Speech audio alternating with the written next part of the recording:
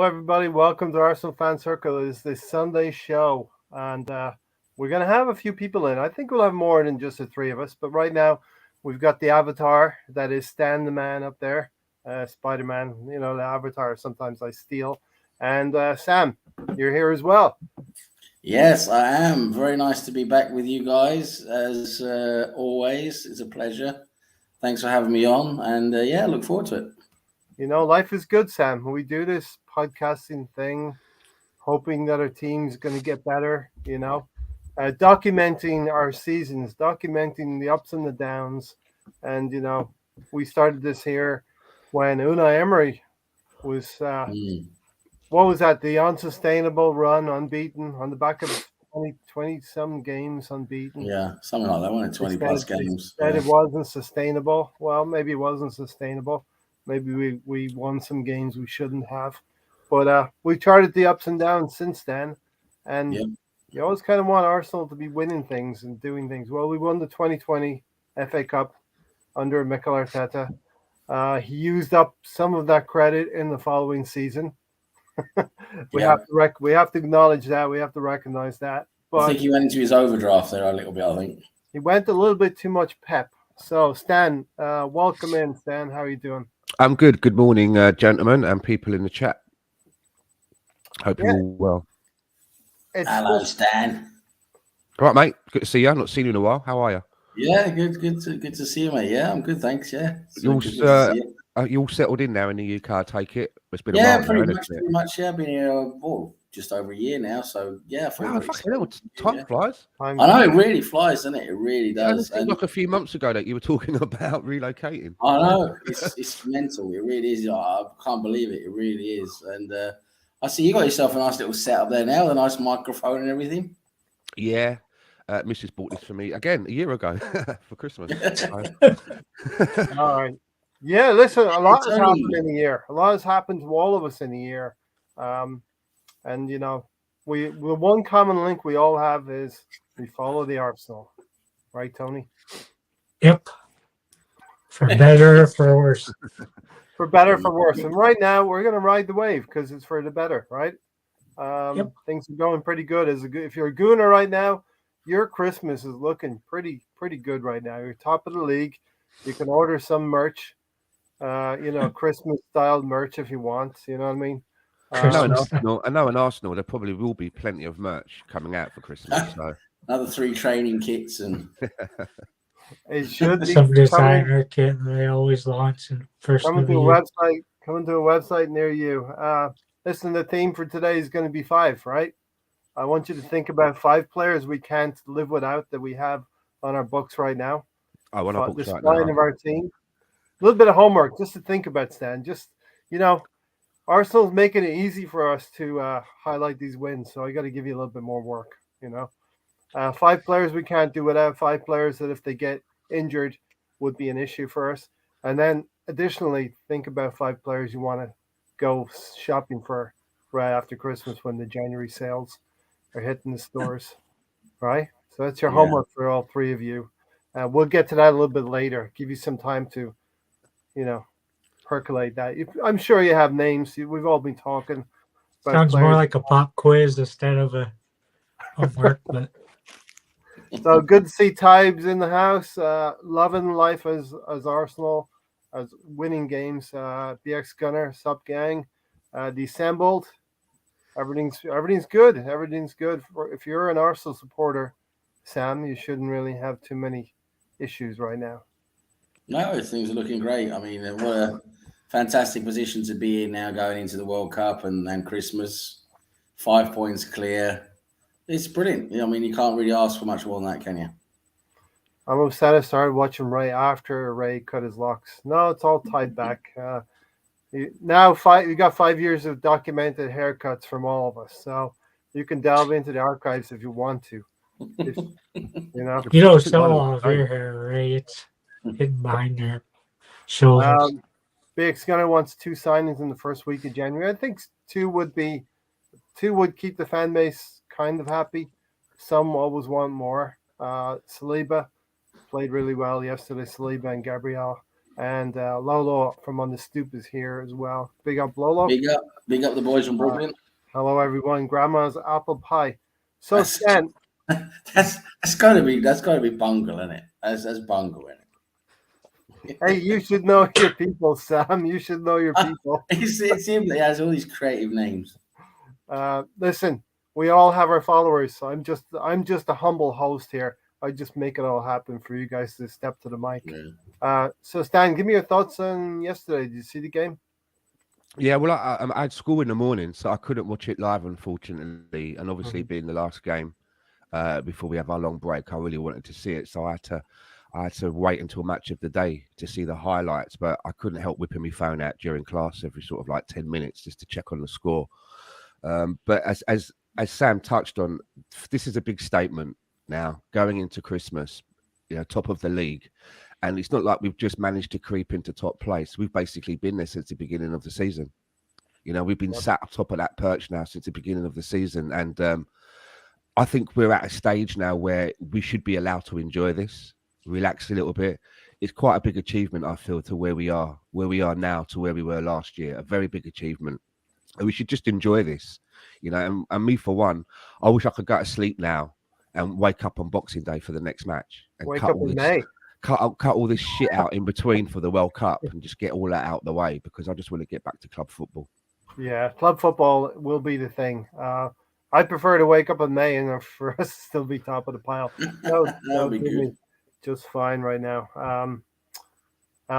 So Sam, what was your thoughts on the game as well? Your initial thoughts? Yeah, I thought we actually I thought we played well. It was a tough game because Wolves defended really well. Yeah, they set up with this tactic, where they were basically just nullifying our flanks, where they know we're dangerous. They were stopping our main points of danger. To be fair to them, making life very difficult for Saka and down the left as well for Martinelli. And they were just and they were also pushing right up onto Erdogan. They gave him very little time, and they're pushing up onto Xhaka as well before he had to go off. But and then Vieira after him, and they were just pressing at exactly the right time, blocking our wings, and it made life very difficult for us. And we were playing most of the game. It was really boring, to be honest, because we were just passing the ball backwards and forwards along our back line because we didn't really see any way we could get the ball forward past them. And it was only until a bit later on where we managed to open them up a bit by changing the front line. Basically, we put Martinelli started to switch with Jesus, and that put him off a little bit, and we sort of changed a bit, and that gave us a few chances. But we've got to give Wolves a lot of credit. They were a tough nut to crack yesterday, which is, I think, is even better. A testament to us and what we've been doing, because to go to Wolves now and beat them the way they set up yesterday, and in that fashion we did, it just shows you how much further we've come now, how much more progress there's been. Because that game 2 seasons ago, even though Wolves, they were arguably better 2 seasons ago as well, but this game 2 seasons ago would not have ended well. It would not have ended 2-0 to us. Yeah. So it just shows you how far we've come with everything and how much better we are performing. And it was just at the end of the day, a real solid performance, a good 2-0 win. Again, under pressure, knowing you're under pressure because City have lost, so you want to win the game to get that extra gap. And we've done it again. We've been given that chance again, and again we took it. Yeah, a different kind of pressure playing after Manchester City.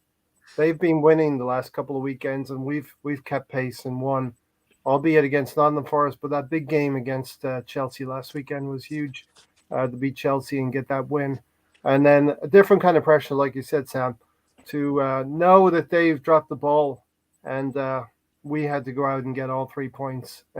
Commentator at one point said, if Arsenal get a point, they're still going to be going, profiting. No, I want all 3. I want it to be at that gap where because City are a wounded animal. They're dangerous. They can put a run together, and we know what they've done. We've been watching them battle Liverpool, and we'll get into that a little bit later. Tony and I have been talking about that a little bit. We'll get into that a little bit later. Consistency, as Stan has pointed to, consistency. We did have the softish start in terms of the schedule and fixtures, but we've gone through October, which was a very tough month for us. We went through that in pretty good shape. And now we've come out of November with 2 wins against Chelsea and Wolverhampton Wanderers. So things are looking good. You got to be happy as an Arsenal fan. And with that, I'll go to Tony. What were your thoughts on the game? I haven't had a chance to watch all of it back yet. Mainly seen highlights and some of the clips on Match of the Day. But it's kind of what you want to see. What we've seen all season is resiliency. And I think a lot of that's brought to you by Jesus and Zinchenko. Mm-hmm. You've seen Zaka go down. We didn't miss a beat really when T-Bag came in, as Stan affectionately calls him. We love T-Bag. We love a T-Bag in the morning. With some hot water. You speak for yourself, right? And watching it, you just sit there and saying, what if we had a couple more people that's as clinical as Odegaard is? Mm-hmm. Him and Smith Rowe are really super clinical players we got. He's not super clinical. You don't think he is? I think he's pretty clinical. No, he's Odegaard, yeah. super He's clinical. top goal scorer so far and at this point in the season with 6 goals. But of course, we know that he could have pulled the trigger on a couple of occasions. Could actually have about 10 goals at this point in the season if he'd have really been pulling that trigger. Possibly, yeah, possibly. Target. But six as top goal scorer so far this season. 6 is not a bad one. No, Tony, absolutely. keep going, Tony. Give us more. We want more, Tony. You want more? Oh. That's pretty much all I had to say about the Oh, game. he's empty his tank now. He spent his load. But you know what? We'll come around for. You can get ready to reload, Tony. Samuel said we just have to keep the same energy, invest in the right players to enhance what we've got. I still think the draw against Southampton could cost us. We just have to wait until the end of the season. Stan, every team drops points, but we have dropped half as much points as City have so far. You know what? Going into this game, I never had any worries that we were going to have anything but 3 points. And the reason I say that is it's been a long time since I'm getting into that area where I can confidently look at a fixture now and think, yeah, we're gonna grab all 3 points and feel totally happy going in. Whereas up until quite recently, I was still quite pensive and not willing to sort of like go all out in certain matches and say, yeah, we're going to win that. I really felt that going into the Wolves game, and I think was it last season where we referred to the season that we broke Wolves. There was like 2 or 3 games, the cup game in there and a couple of league games where we just totally destroyed them. And there was who the fuck's that guy? There's parts of footage that language. I join in and you just start cursing at me. There we go. It's all started. It's all kicking off there. So as I was saying, right, there's bits when you can look at some of them Wolves fixtures, right, where if you pause the videotape at the right time and look at the crowd, you can literally see their souls leaving their bodies. Like, literally, we really crushed them, and I think that we've got like a little bit of a hoodoo over Wolves now. So I never sort of seem to fear that fixture anymore because I'm totally confident that we've got the better of them. But looking at the highlights, it wasn't an easy game. However, I was wondering how we had so much possession when I was like sneaking looks at my phone in the class, and Sam's answered it. It seems like we have to be a little bit cautious to bring the ball out. They weren't giving us anywhere to take the ball, so we just had to try and keep hold of it. But I also noticed as well, a couple of chances went begging again. There was that lovely one by Gabriel Jesus where he sort of like kicked his leg over and the ball hit the top of the bar. Mm-hmm. And again, my missus is even noticing in it now. She's like doing her bits and pieces in the background while I'm watching it, and she's always like, "Oh, Jesus!" She's always like, "Oh, he's really good, that guy, and he's going to get him in soon, Stan. You watch, and it's only going to be a matter of time, I think, before the goal numbers start to increase, because he's doing everything right. Yeah, he's doing everything right. He's doing so much for this team, and I just think that more goals will come. Yeah, for sure. I think we're getting goals by committee. If you look across at Manchester City, 3 players are contributing to them. It's Kevin De Bruyne, it's Foden, and of course it's Haaland. And if any one of those mechanisms go down or are injured, they could struggle. But let's welcome Gary in, and let's get your thoughts on the game and how you feeling, Gary. Hello, I'm doing good. Welcome, Ray, Stan, Sam, and I don't know who the guy is in the bottom. Is that Yeah. some new A guy we heckler. brought in? Let's call him the heckler. He's the one How that do you heckle him? I just Everybody in the said, chat's who the fuck's that welcome. talks guy? over people all the time. He starts cursing at me first thing. What's up with That that? boy's got no manners. Yes. I wasn't cursing at Yeah, you. I need to take He you out looks back. Give you Gary, he some looks like Fabio Vieira with glasses on to me, but I don't know. Yeah. Yeah, no, I watched the game. I did the watch along and all of that, and like you said, our chances are there, so that's not a problem. Back in the days, we used to say we're not getting any chances to score. We're getting the chances now. I mean, that first half should have looked totally different, right? We should have had at least 2. On a good day, we'll have 2, and then we'll just pull these guys out. But the good thing is, and one thing I've been saying is, our defense is solid. All right, no matter what we do, nobody gets, unless we give them easy chances. They got to work for it, right? They weren't going to get anything in this game unless we made a mistake, and we did, but we cleaned it up pretty quickly. That's the one thing we can do now. We make mistakes, but we clean them up before they become a danger to us. So, yeah, and as you said, Ray, we get goals from everywhere. I mean, if you look at us, right? I mean, Erdegaard wasn't supposed to come in and be our leading scorer at this point in the season. No way, right? But he is, and that's because we're not everybody's clinical today, but somebody always gets a goal. All right, we've been shut out once this season, and we've had multiple chances. So we'll take that all day, What every the hell day. is this Right? underneath here? Is This this is, some random town in Wales or something? It is in 3 sections. Ray likes his little things, man. Well, you know why it's handy, because I'm looking back now, and after 14 games last season, we had 7 wins and 2 draws for 23 points from 14, and now we've got 37. So we got 14 more points at this point in the season that we did have last season. So that's the reason why I brought Why that. are you giving out Darren's postal code for? Right? It is a Welsh town. No, we are. Like I said, we're doing well, and I like it.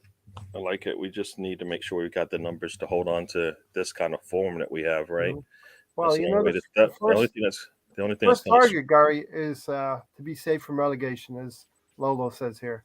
I think we may be numerically safe pretty soon from relegation. Yeah. That's the first start. Gone are the days we're worried about relegation, right?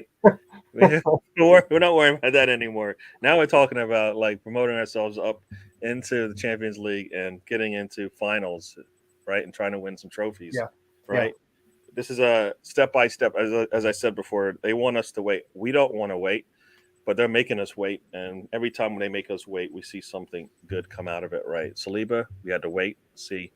We wait for them to clean up the team. They've done that now. Now we're just waiting for them to get the depth going, get some of these youth players into form to be ready to play for Premier League, and we'll be good. But yeah, no, I enjoyed the game. Was stressful in that first half. Second half, we ran away with it. Erdegaard does his thing, right? Yeah, it was his day yesterday, and we'll take that. So we got goals from everywhere. I mean, how many teams have 4 or 5 players with at least 4 goals, and then 2 center backs with at least with double 2 or 3 goals? Not too many, right? So we get them from everywhere. We'll take it. Definitely. Okay, so I thought the consistency of play. I thought, as Sam said, they were playing with 5 at the back, 4 in front of those 5, 9 really behind the ball, and they only had the big powerhouse Adama up front, who troubled us from time to time. But I thought Saliba and Gabriel's physicality and pace was able to keep up with them. I didn't think we were as fluid as we've been usually have been, Sam. I thought our No, passing was not as crisp, especially in the first half. no, we as I said earlier, it was difficult for us to really find a way to play through them because they were so compact and they were so good at stopping the areas we normally attack. So that was their strategy was to do that and counter attack us when possible, which they did effectively. There was 2 or 3 times that had some good counter attacks. And that was their strategy: just sit low, soak it up, block us from playing, and then get through on a couple of counter attacks. And there was a long while there. I don't think we was anywhere near their goal for a long while. It was really, frustrating and a bit boring as well, to be honest. But that's the way some teams are going to play against us. They're going to try and just park the bus, frustrate us, make it difficult for us. But we showed yesterday that we have the ability to switch it up a bit and just keep persevering, keep going. And what we eventually did, I thought was really good to see. The front three switched it up a bit. Martinelli went in, all of a sudden started moving into the middle. Jesus went out left, and that was all of a sudden their defense was like, okay, what are we doing now? These guys are changing positions, and all of a sudden it opened up a little bit. Our attacks, we got a bit more coming through, and that's where we got the goal from. Martinelli went into the middle. Jesus went out left, and he was the one who managed to set up the first goal. So, it's good to see we can finally switch that up a bit. Like we have a little bit of a way of changing the way we attack during the game. I thought Wolves did well yesterday. I've got to give them credit, even though they're bottom of the table. They got a new manager coming in. Their new manager is actually a very good manager. That Lopetegui guy, he's got a very good track record. He's a well-renowned top level manager, so it'll be interesting to see what he does with them now. Where's he coming from? This guy that's coming in for Wolves, Sam. Who is he? Do you know? Tell me about him. He's had several teams in Spain, hasn't he? Sevilla. He was at Sevilla at one point. He's had several teams in Spain. But he's got a good record. He's a good manager. Former Real Madrid, but just coming from Sevilla, was sacked recently from Sevilla.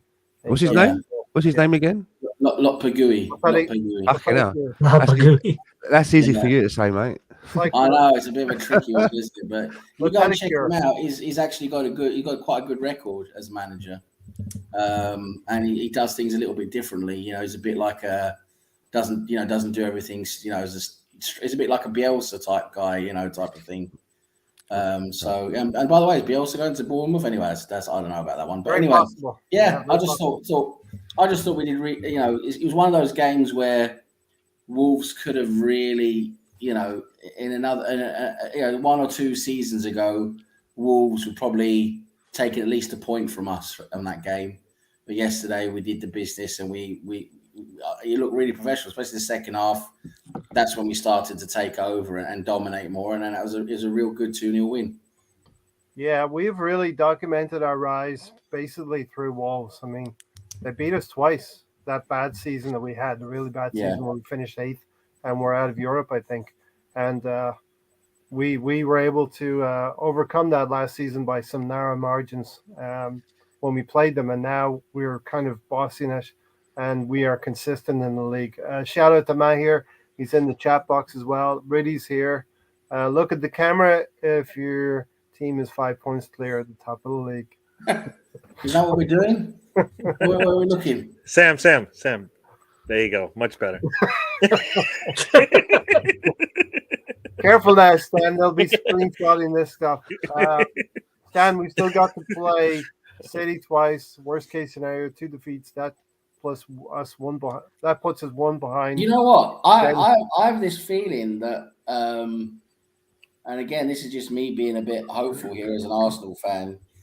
Because I think we have an advantage over City now going into the World Cup, because virtually their entire squad that plays games for them, apart from Haaland, all of them are starting games in the World Cup, all of them, and most of them are going to be going very deep into the latter stages of the World Cup. So they're going to be getting loads of minutes. They're going to be playing loads of games. They're going to come back from the World Cup having played a lot of football. I think that's going to go against them. That's going to be beneficial for us. And I think we could be in a situation now, as I'm hoping, where they're going to drop more points, and we might actually be in a situation where those 2 games versus City, if we do our business, it's in our hands. It's if we do our business, those 2 games against City are not going to mean anything. If we get a 7 or 8 or 9 point lead on them, then losing those 2 games doesn't matter, right? And that's the situation I hope we can get in sometime during January. Yeah, if we do our business on Boxing Day when they play their first game, we already have an 8-point lead on them. So that's that's pressure already, right? And I think that's how we listen. That's how we do this. If we're gonna win the league, that's how we do it. We got to win it from the front, and we're not going to be able to catch them if we're 5 or 6 points behind them. But if we can put pressure on them from the front, Stan, that's how maybe City can lose some points. And let's not forget, we should have beaten Southampton. Maybe the Assemble's talking about, but also City were lucky to get a win last week against Fulham. I think it was with that penalty and Kevin De Bruyne. When it comes to City as well, I think that the game that we had moved because of the congestion, I think has been a blessing in disguise, because this team has now been able to sit back and watch this City team drop points. And that has to fill you with confidence. You have to be watching that and thinking to yourself, well, they're not as indestructible as people make out, then are they? If they can drop points here and there, and we see, we're going about our business and picking up points where we go, we should be able to maybe do something against them. That should give the team confidence. So I'm actually looking forward to those games now, where I was always dreading them. And as some of the boys have said, if we can get to a stage where we build enough of a cushion, even if we don't get the results that we want, it may be, we'll have enough of a buffer where it won't affect us. Yeah. Exactly. So Tony, from my part, I'm happy the game was postponed. I think you would have. Listen, we were in a rich vein of form at the time, and we could have gone and played City. Who knows what would have happened? But I'm happy to kick it into the new year for me, Tony. I wish we played it. I don't like getting them postponed. Everybody was happy last year that Spurs got postponed. And we end up losing to them anyway. So yeah. You never know what's going to happen. And the title of the podcast here is Injuries and Incomings. That's the key to our season now. If we maintain our team without injuries, especially, I'm asking, I think, Gary to think about the 5 players we can't do without this season that are on our books, and the 5 players maybe that we're going to target in January. Not that we're getting all 5, but 5 positions. And there's 5 of us here, so we'll each pick one. You know what I mean? What? 1 minute I get 5, and now I have to share it? You can give all 5 just for you. You get a tardiness award, Gary. What? Rudy in his first season. What you say, boy? He needs to be rotated from time to time, but we have nobody of equal or better standard than him. Tomiyasu at AC Milan should be looked at, in my opinion. Tommy at AC Milan. Okay. Sam's by Erdegaard was out wolf hunting last night. He's shit, that Erdegaard. He's fucking shit, he is. You don't fucking know how to fucking score that, boy. Sam, if I had told you yesterday or this weekend, a prominent Norwegian international would get a brace this weekend, who would you have thought of? Yeah, I know. You've been posting that all over the fucking internet. You have, yeah. Ray finds something good to say and he just can't stop. It's true though. You think of Haaland, you think of the fucking roided up Goldilocks, but no. Don't cancel me, Gary. It's our boy Erdegaard, and I'll tell you what, our boy Erdegaard is doing. He's been doing a bit of that Frank Lampard role right now. He's coming into the box. Mm-hmm. He's getting into those scoring positions, and he's scoring goals. Yep. All right, let's we talked around this a little bit. Let's talk about Stan. Granit Xhaka, he had to come off. What were your thoughts? Who was going to come in and replace him? I thought Teabag would be the natural person to come in and replace him. That is not his name. Stop it. Give the man his It props. is on this show. Let's call him by his name. The man's got 2 popular names, and you're going all the way and just finding like the bottom of the barrel and picking out a name. Yeah, Told let's you, use it's a this one. compliment. I use it as a warm, affectionate compliment. Fabio and Vieira. Think of that. Robert Nepper. Listen, no? Robert Nepper is one of my favorite actors who plays Teabag, Theodore Bagwell. No, I don't want that. I don't like the name. So, Why do we have to go through this every time? Yeah, I don't like the let it name. be, Gary. Let it Eric, be. Eric It's okay. Teabag was shite yesterday. But So yeah, you thought Fabio. I was actually like pleased when Xhaka came off, and I don't mean I was pleased he got injured. What I mean is I was pleased to see that someone that is so important to our first team, we can take them out of the team, and we can still continue to do what we need to do and not fall apart. Yeah. So that was pleasing for me that Teabag was able to step in, make a good contribution when he came on. You know, he done some lovely bits when he came in. And, you know, we didn't notice a drop off from losing Xhaka, who's been so important to us.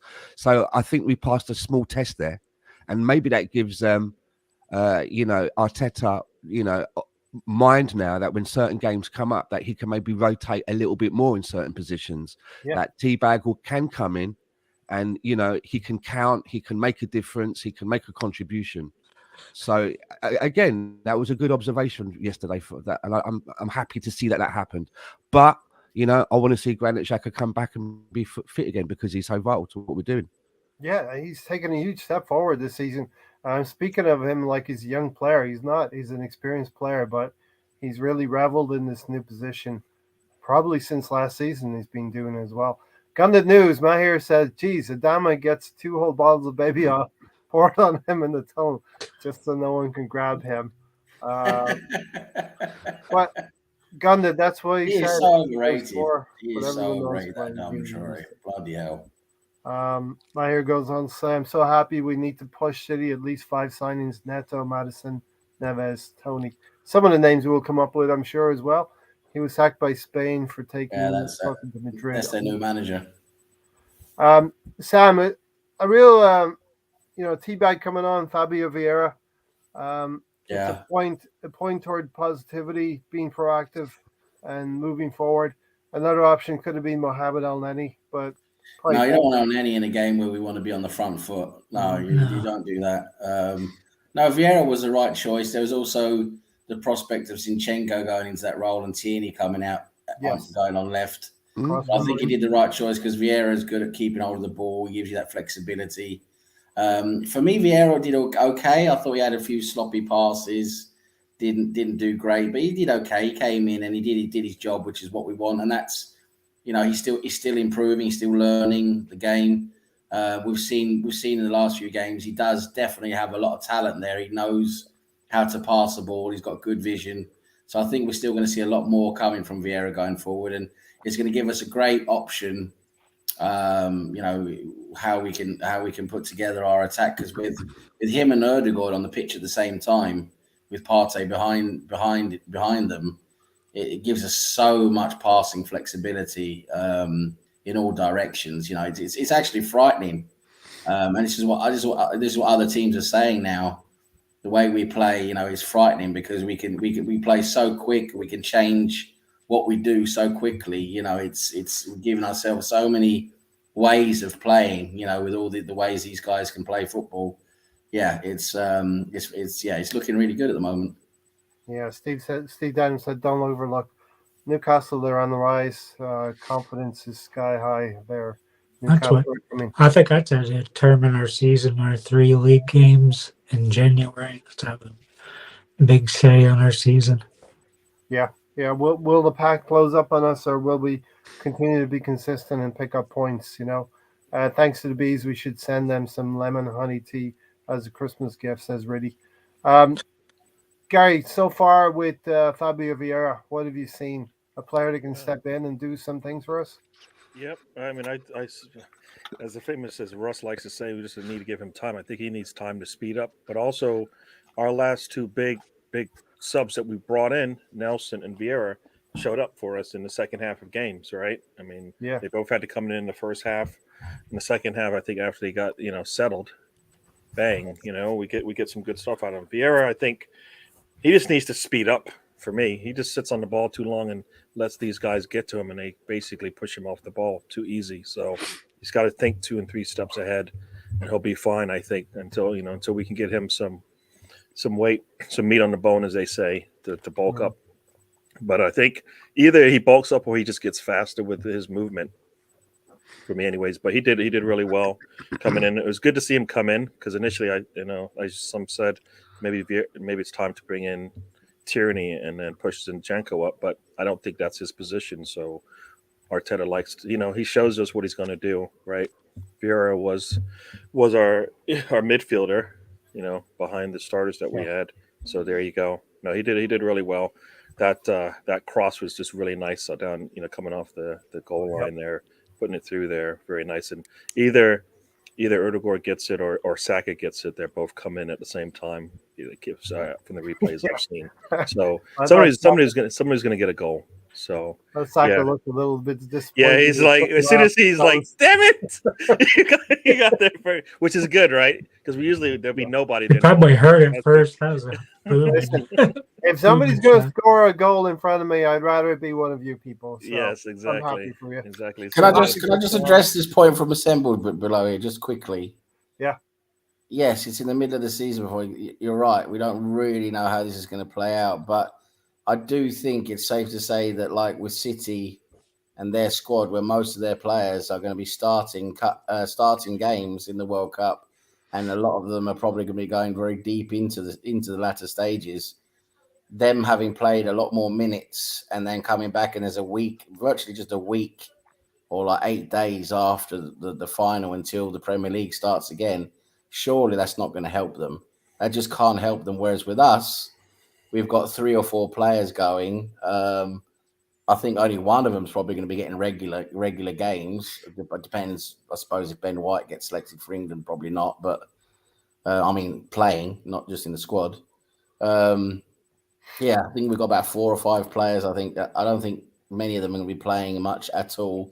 Surely that's going to help us. That gives us more of a break. And actually, I think if I read correctly, I think we're going to Dubai again for a training camp during the World Cup, and we're going to be playing Barcelona. Yeah. Isn't Partey is going though, right? Partey's going to the World Cup. Yeah. Because he'll he's probably one out of very few players who's going to be playing. If he's healthy, they're not going to get far, though, are they? His team's not going to get far, is it? Mm-hmm. Yeah, it's the England boys and the Brazilian boys. Maybe Saliba with France will get there as well. Let's not forget, Fabio didn't have a preseason with us, so the World Cup break will be useful for him. Tony, I'm going to switch the rotation around a little bit. Tony, this is going to be almost like another preseason, this 6-week break. And I think I'd venture to say Arsenal are going to benefit the most from this. Other teams have been scrambling to get into a good league position. Here we are, 5 points ahead of everyone. You have to be nice that a lot of the players get to stay at home. Then they'll be close to a World Cup when we go there. They're in training, so players like Vieira, which I didn't get to talk about, gets to kind of smooth out the stuff, get more used to the players, get his passing a little crisper. Maybe gets in the training room a little bit more, add some strength to him, a little bit of weight. But like Gary said, he can just kind of add speed as well. But overall, it should be a good break for us. Yeah, I'm getting some. I'm taking my. Go ahead, Tony. Let me know when you're done. We still got 8 players going to the World Cup. I think mainly just Saliba and probably the Brazilians would be playing a lot of games. Other than that, they probably won't be going too far, so they'll be joining up on our training camp, not far to go. So hopefully it helps, but we don't know. We're never usually that good of a team after international break, so who knows what's going to happen with a pause. I would rather not have a pause, but it is what it is. We'll see what happens, and hopefully we never see a Winter World Cup again. Let's hope that never happens again, because the World Cup should be a summer tournament. I think Sam was talking about that yesterday on the trip. And as long as Wenger doesn't get what he wants, a fucking World Cup every season. I can't understand why Arsene Wenger did that. But listen, truthfully, as the Assemble said, listen, the Assemble, if you're first in the league, everyone else technically is inferior to you right now. So, are you really going to test it? I'm just reacting to when he's saying we haven't been tested. We haven't been tested yet. I mean, is he joking or what? I mean, we've had plenty of tests, and we've been mentally tested as well. I mean, we've been in positions. We truly won't be tested until we face someone like the Harlem Globetrotters or the LA Lakers, or I don't know. It's like we've definitely been tested, and we've been in several games where we need to win to stay top, and we've done it. So our mental strength has been tested as well. Of course, where we score first and the team equalizes, and we go score another. Yeah, it's different. It's different from now until right at the end of the season. If it was like the last game of the season to win, okay, that'd be a huge amount of pressure to see if they could do that. But so far, they've come through, loads of tests with flying colours. So I wouldn't really agree with that. We did lose a game at Manchester United. We did lose. That was a test. We didn't pass. We broke down in a couple of key areas. But we didn't lose. We didn't. You know what? Did we? But think about the losses you're talking about. All three losses, no Partey. It's not a coincidence that we lose when he doesn't play. That's why you were talking about the 5 players. I don't know when we talk about them, but that's why Partey is really significant to us succeeding, or his backup, whoever that is, or a system that requires him to sit on the bench and we can play, whatever that is. I don't know the answer. Maybe you guys know. If we had to sit Partey, can we play with what we got in a different formation and still get something out of the match? I don't know what that is, but we have to have an answer for that one way or the other. Sambi is going to take too much time. We're not going to have enough time to wait for him to get there. El Neni can only give it to us as a blip, but not consistent. Don't underestimate the Egyptian king. Don't underestimate. I'm telling you now, if we had to go a month with this El Neni, you won't be saying that. Right? You won't be saying that. You won't. There's nothing you've seen in the last whatever number of years he's put on a red shirt that leads you to believe that for a month he will be able to cover. With 9 other players around them and the quality. I'm telling you, you've seen it. Cedric's, isn't it? You've seen enough, right? Don't try to. This is what happens. We push the envelope, and guess what? We get, and it bursts every time. So let's not even go down. There's no glimpses of like he's going to have miraculous skills. I can't say he's going to be Partey, but I think he will be an adequate replacement. Like Stan said, when Granit Xhaka went off, Fabio Teabag came in. No, his name's Fabio, man. Stop it. Don't you join? Yeah, there, blow the whistle, man. Pastor Gary's not happy. Yeah, you guys get me upset now. On a Sunday. It's supposed to be a day of rest. You got me guys will be wild up here. Blasphemy on Sundays. Gary's correct, Stan. Gary's correct, Stan. And you heard me say it, Gary. You're correct. Stan, we go without Partey. What's the options we have? Well, the best option is El Neni, isn't it? I mean, we didn't have him even to try for most of the season because he was banjaxed himself. So we had to sort of like get out the masking tape, which was Lukonga, and try and fiddle around with that. I mean, I think the next best option will be El Neni, and if that's all we've got, that's where we go to, which is why, this break now is so important for them to not also have these, behind closed door games, and players like Teabag who didn't have a preseason can now try and catch up as well. But now they've got the perfect opportunity to be talking to players about coming in, and especially if you've got players that aren't going to the World Cup, maybe a player like, for example, Danilo. I don't know if he's in the Brazilian team, but if he's not, then there's nothing to worry about. You can start doing them chats now, because it's usually like, well, we don't want to talk about transfers until we get back from the World Cup. Well, start being proactive with any players that ain't going to the World Cup that's on the list. Get it done, because we are in such a position now that this is the time where, and I think that they will, but this is the time where the owners of the Arsenal need to show that they're going to back the manager. I think that they will. I don't think that's going to be in question, but this is the best time now to do it, because we are in touching distance and we need just a few more bodies, I think, to help us continue to get to that finish line, because I don't think that we will make it if we stay exactly as we are. We'll be chancing our luck, and luck runs out. Yeah. Hopefully that dude's been on the phone all day. We only need to. You only need to lose Partey. That's the only guy we need to lose. If we lose him, like Gary said, the way we Jesus. the team, Jesus, man.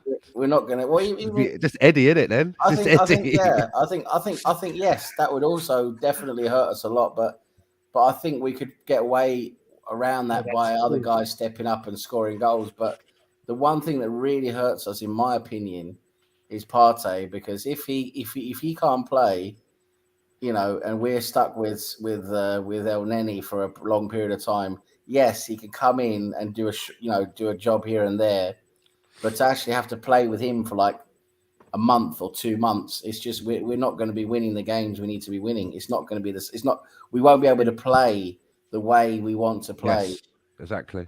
Yeah, we won't be able to suffocate teams the way we have been able to do them with possession. exactly. And Tony's right. We haven't gotten into a 2-0 hole that we've had to dig ourselves out of. That's because of the way that we play with inverted fullbacks. Can I just ask a question then before we move away from this topic? It sounds to me then that everybody's in agreement that Thomas Partey is probably our MVP, probably closely followed by Jesus.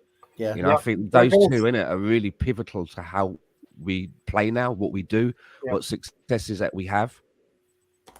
I mean, it's kind of like a and B thing, because I think as a team we are much better with Jesus on the squad, right? But as a football, the way we play our football, he's one of the important cogs, right? But you saw it when he first came on in the preseason, right? He comes on, boom, goal, right? And he brings the energy just goes up when he's on the pitch. Yesterday he was everywhere. He was coming back, basically coming back to where Partey was to get the ball, making sure we had possession of the ball, and then he's back up top. Nobody else is doing that in the league, right? For their teams like that, he is definitely welcome. Wish our strikers would stop doing that as much as they do. Though. Yeah, but we don't know, Tony, where we'd be if Jesus didn't track back. I mean, that's all players on the team have to work. It would bother me if he was doing all of that stuff, but not taking shots at the other end. Although his goals may not be as fruitful as we want at the minute, he's still taking shots. He's still getting in there. All right, he's putting them wide. He's shooting them straight at the keeper. He's hitting the bar, but he's still getting in positions to take them shots. So I'm holding out on the thought that the rest of it will come. We don't get the first goal with him not on the pitch. Right. Absolutely. I mean, he's the one that makes the pass to Fabio. Yes. I think he's there. He's always part of whatever we're doing, whether he's touching the ball or not. So he's a very important part of the way we play tactically. Absolutely.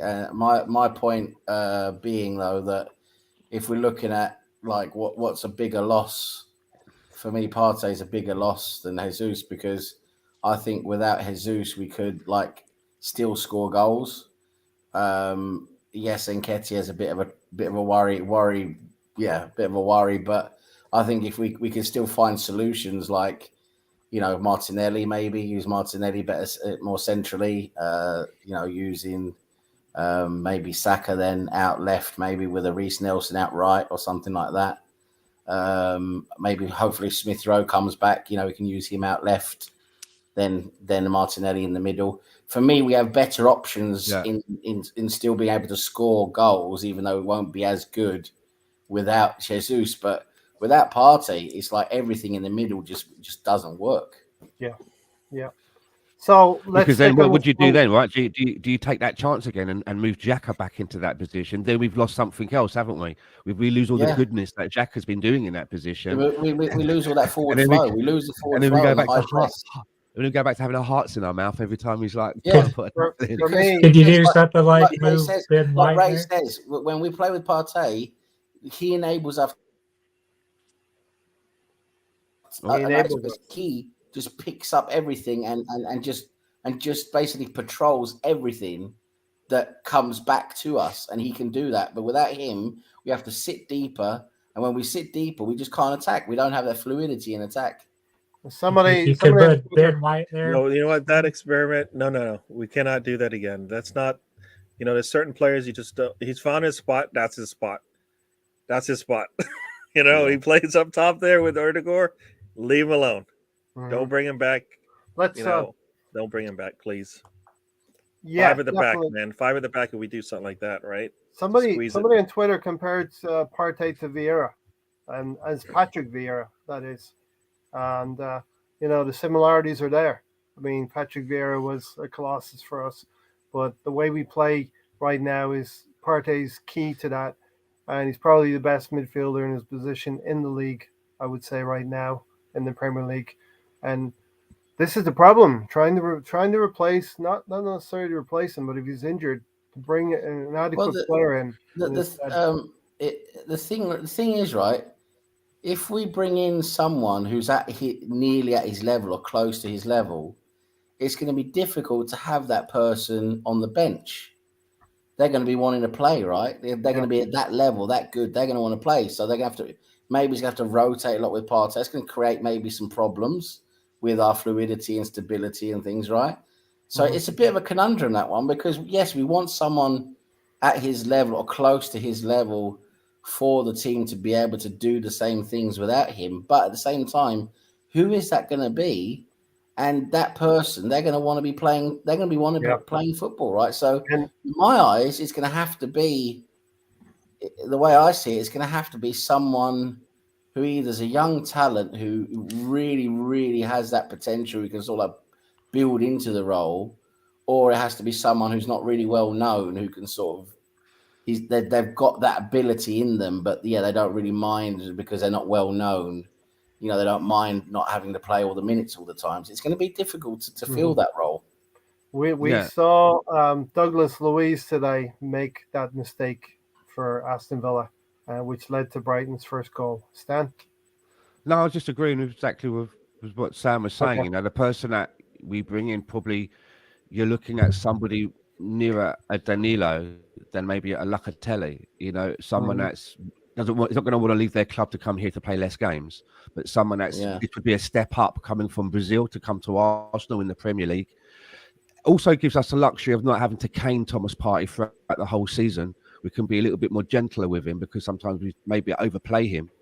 We see that he has some muscular problems, right? And we're pushing him back on the pitch, like, against Spurs and stuff like that.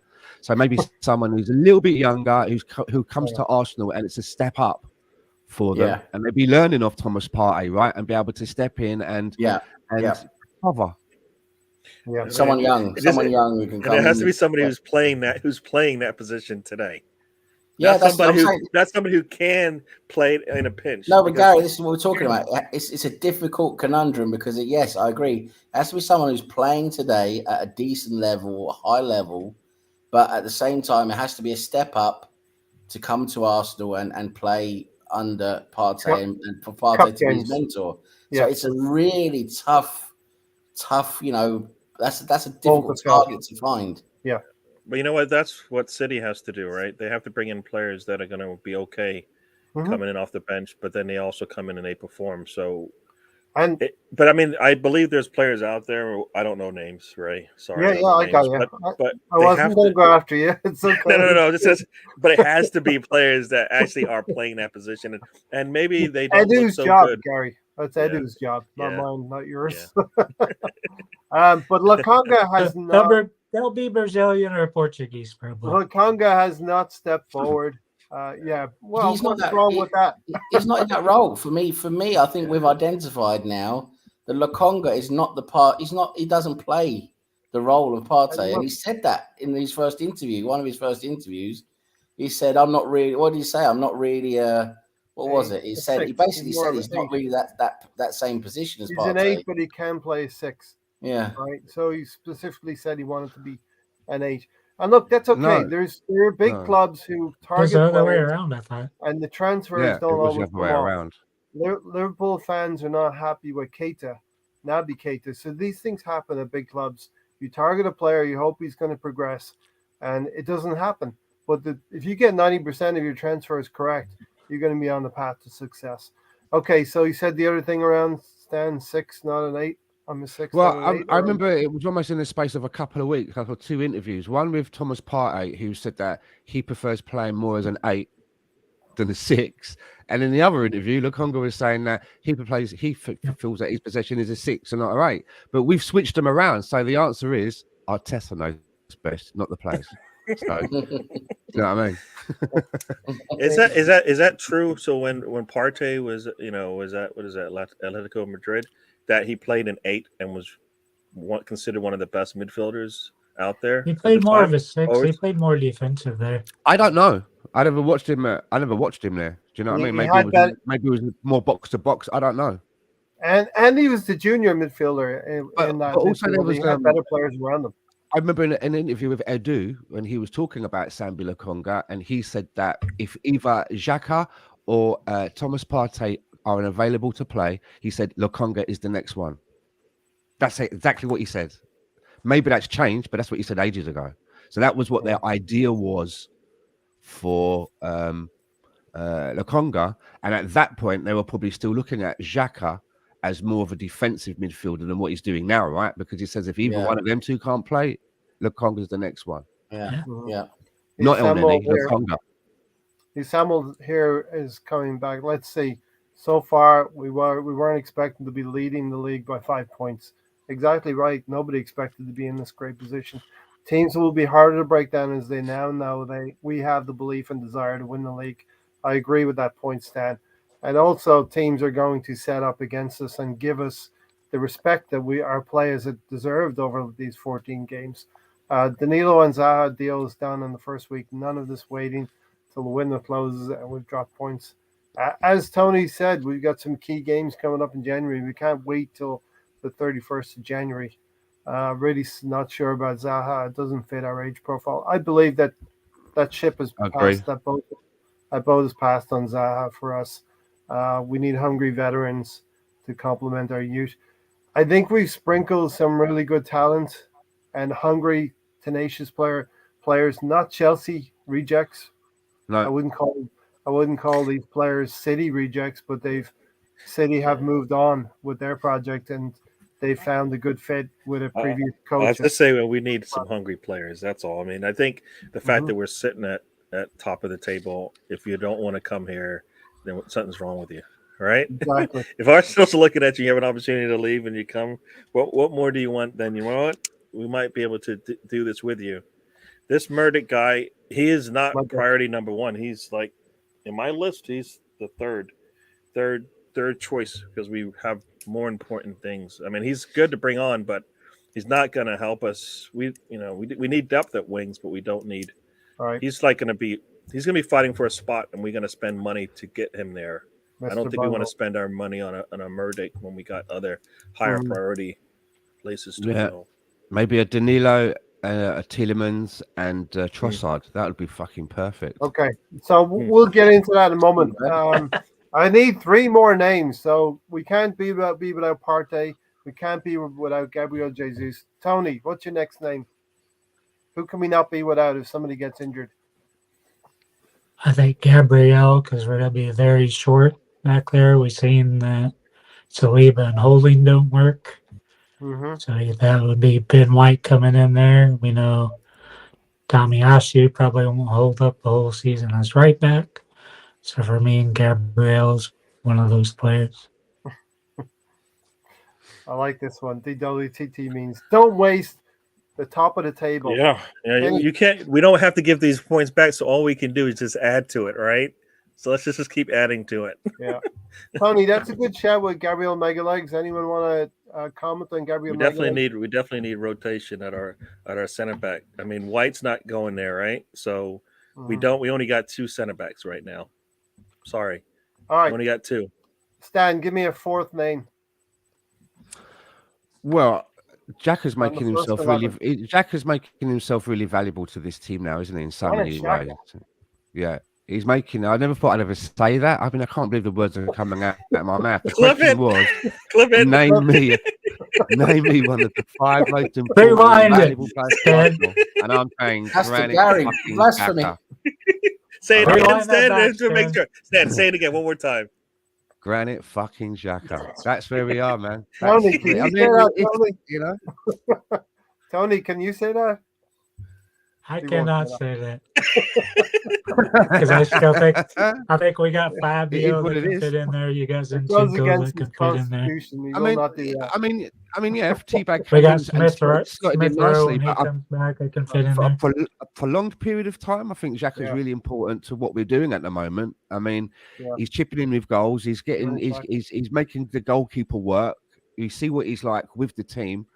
I mean, at the moment, the only way that you have to buy someone that's going to do a lot more than what Xhaka can give you. Maybe you have to buy someone that's a better finisher to get him out of the team. But right now, he's You firmly can't just planted. put Smith Rowe or Zinchenko or T-Bag there.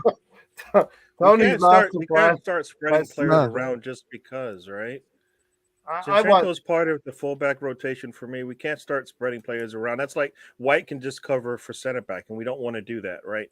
So we Okay, need to actually fill. Zinchenko and We need Smith to fill spots with Smith players Rowe that and are actually going to T-Bag. stay They there. already seen T-Bag there. Tony, He did fine. Tony, we can feel sorry for players. It's a competitive environment. If you're good enough, you're going to play. Sam, give me a fifth and final name. This is tough because there's a. I mean, I don't think any of the remaining it's not like that. It's a huge. I've got loss. three more names. I think Zinchenko because his mentality. It was your No one's question. talking to you, Tony. Shut up, boy. I know. Get back. Step back.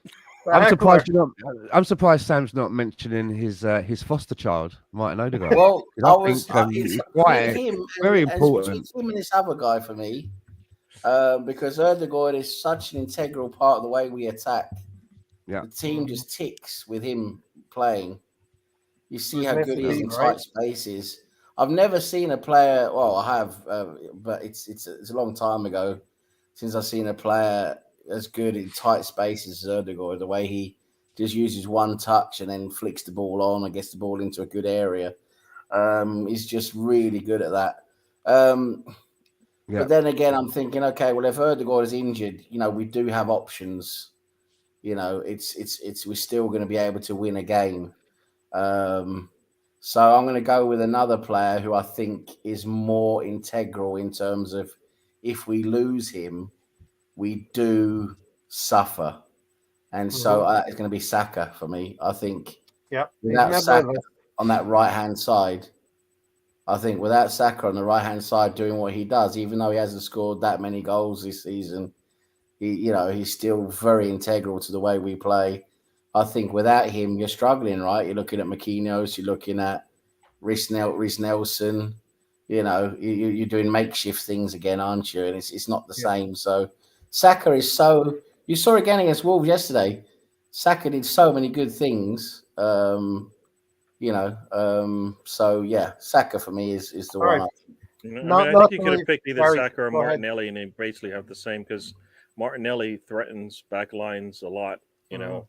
And either one of them, it'll be easy to pick either one of them, and because we could definitely deal with another wing, right? So somebody out wide. So I've also got Saliba and maybe Ramsdale as well. We miss Ramsdale. We don't know what Turner's going to give us, especially playing out from the back as well. And if Turner is missing as well, then it goes to Hein, right? There's a big, massive drop off now, isn't there? Yes, yeah. So that's why injuries are going to be very important, and incomings. We'll get into incomings.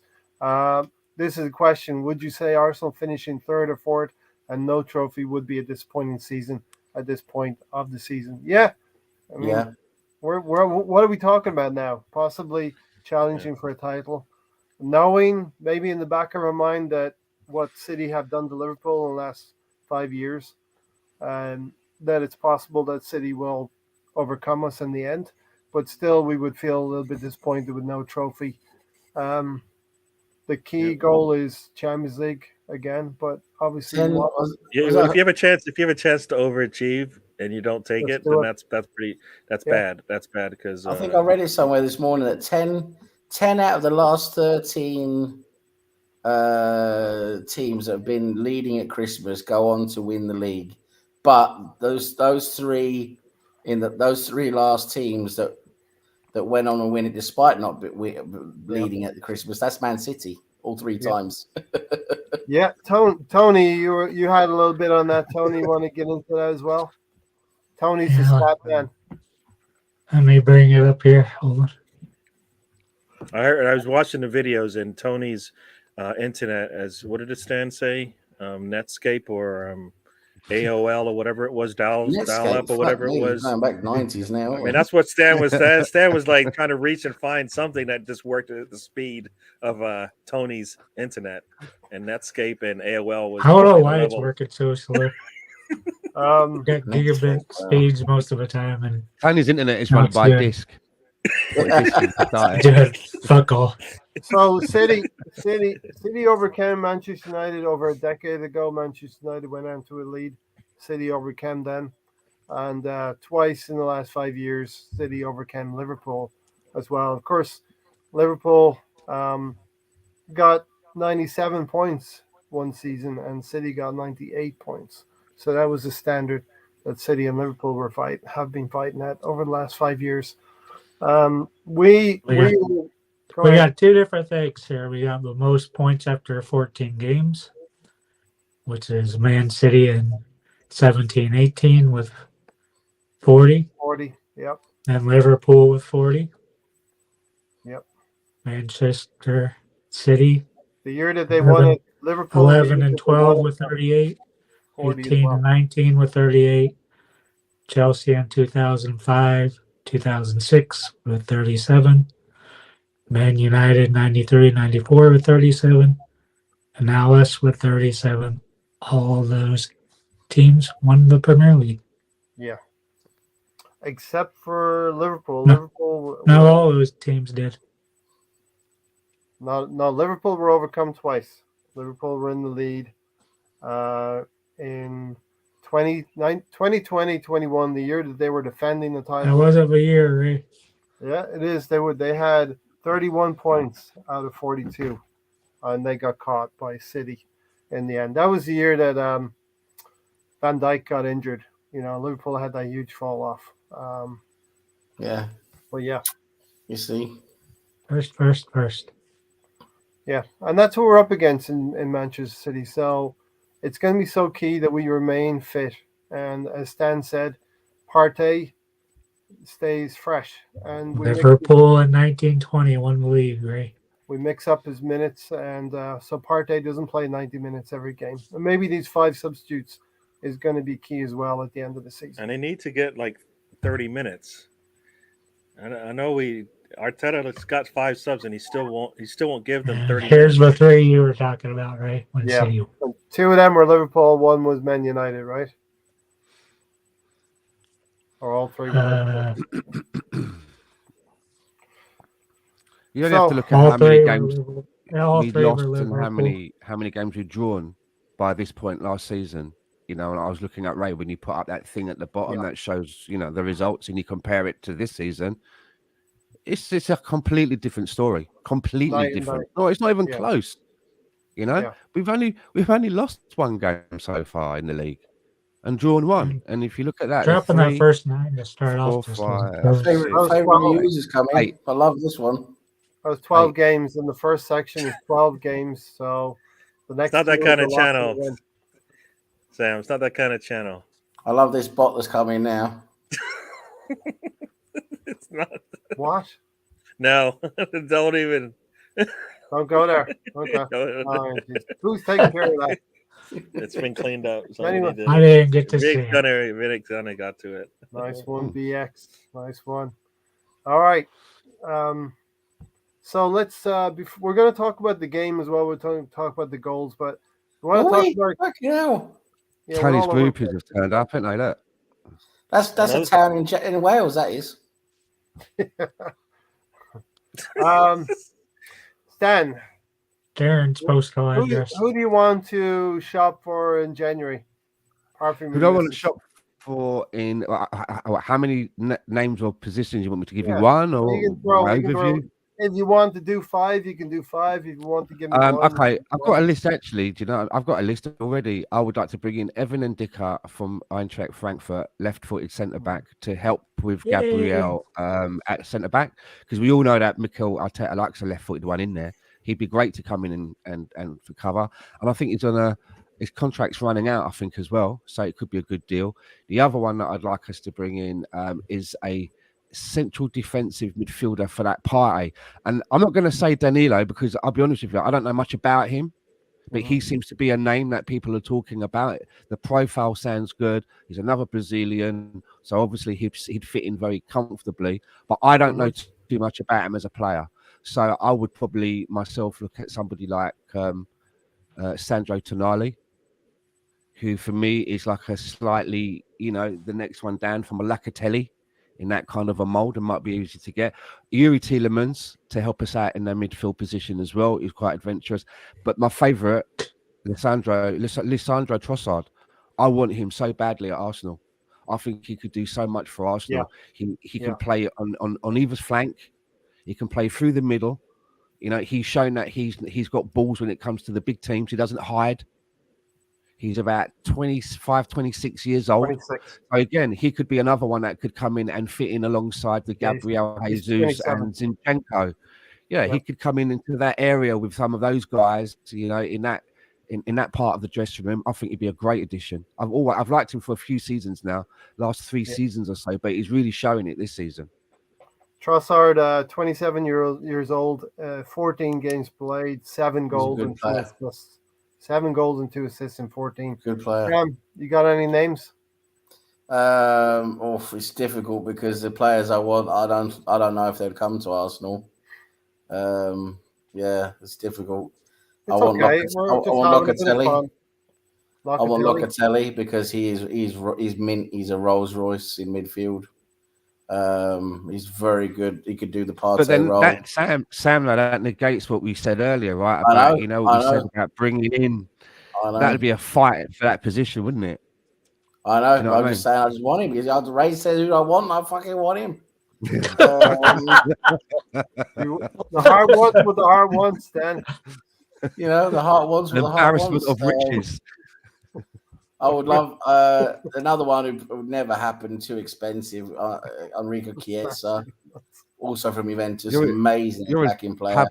You're in Pablo Escobar mode, isn't it? You got golden guns and everything. These are the players I really want. But in terms of more realism, Tony, I would like Ivan Toney. I think he would be a great signing for Arsenal.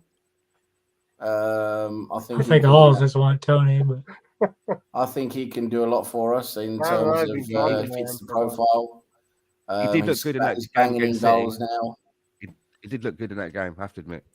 He's banging in goals now. He's improving all the time. I think he's settling into the Premier League now. Ivan Toney's a good shout. I don't think he got on the plane, Sam, because he's seen as maybe a target man. He's not able to have the touch on the ground, but I think he's got that touch as well on the ground. I think he'd be a great player to rotate with Jesus. Give Jesus a bit of a breather now and again. Yep. Southgate overlooked him. But I'm thinking again, realistic here now. Can leave some meat on the bone for Gary and Tony. Yeah. There's thousands of players out there. Just relax. You guys went all the easy ones. Tony, Gary's on the bottom shelf. He's itching.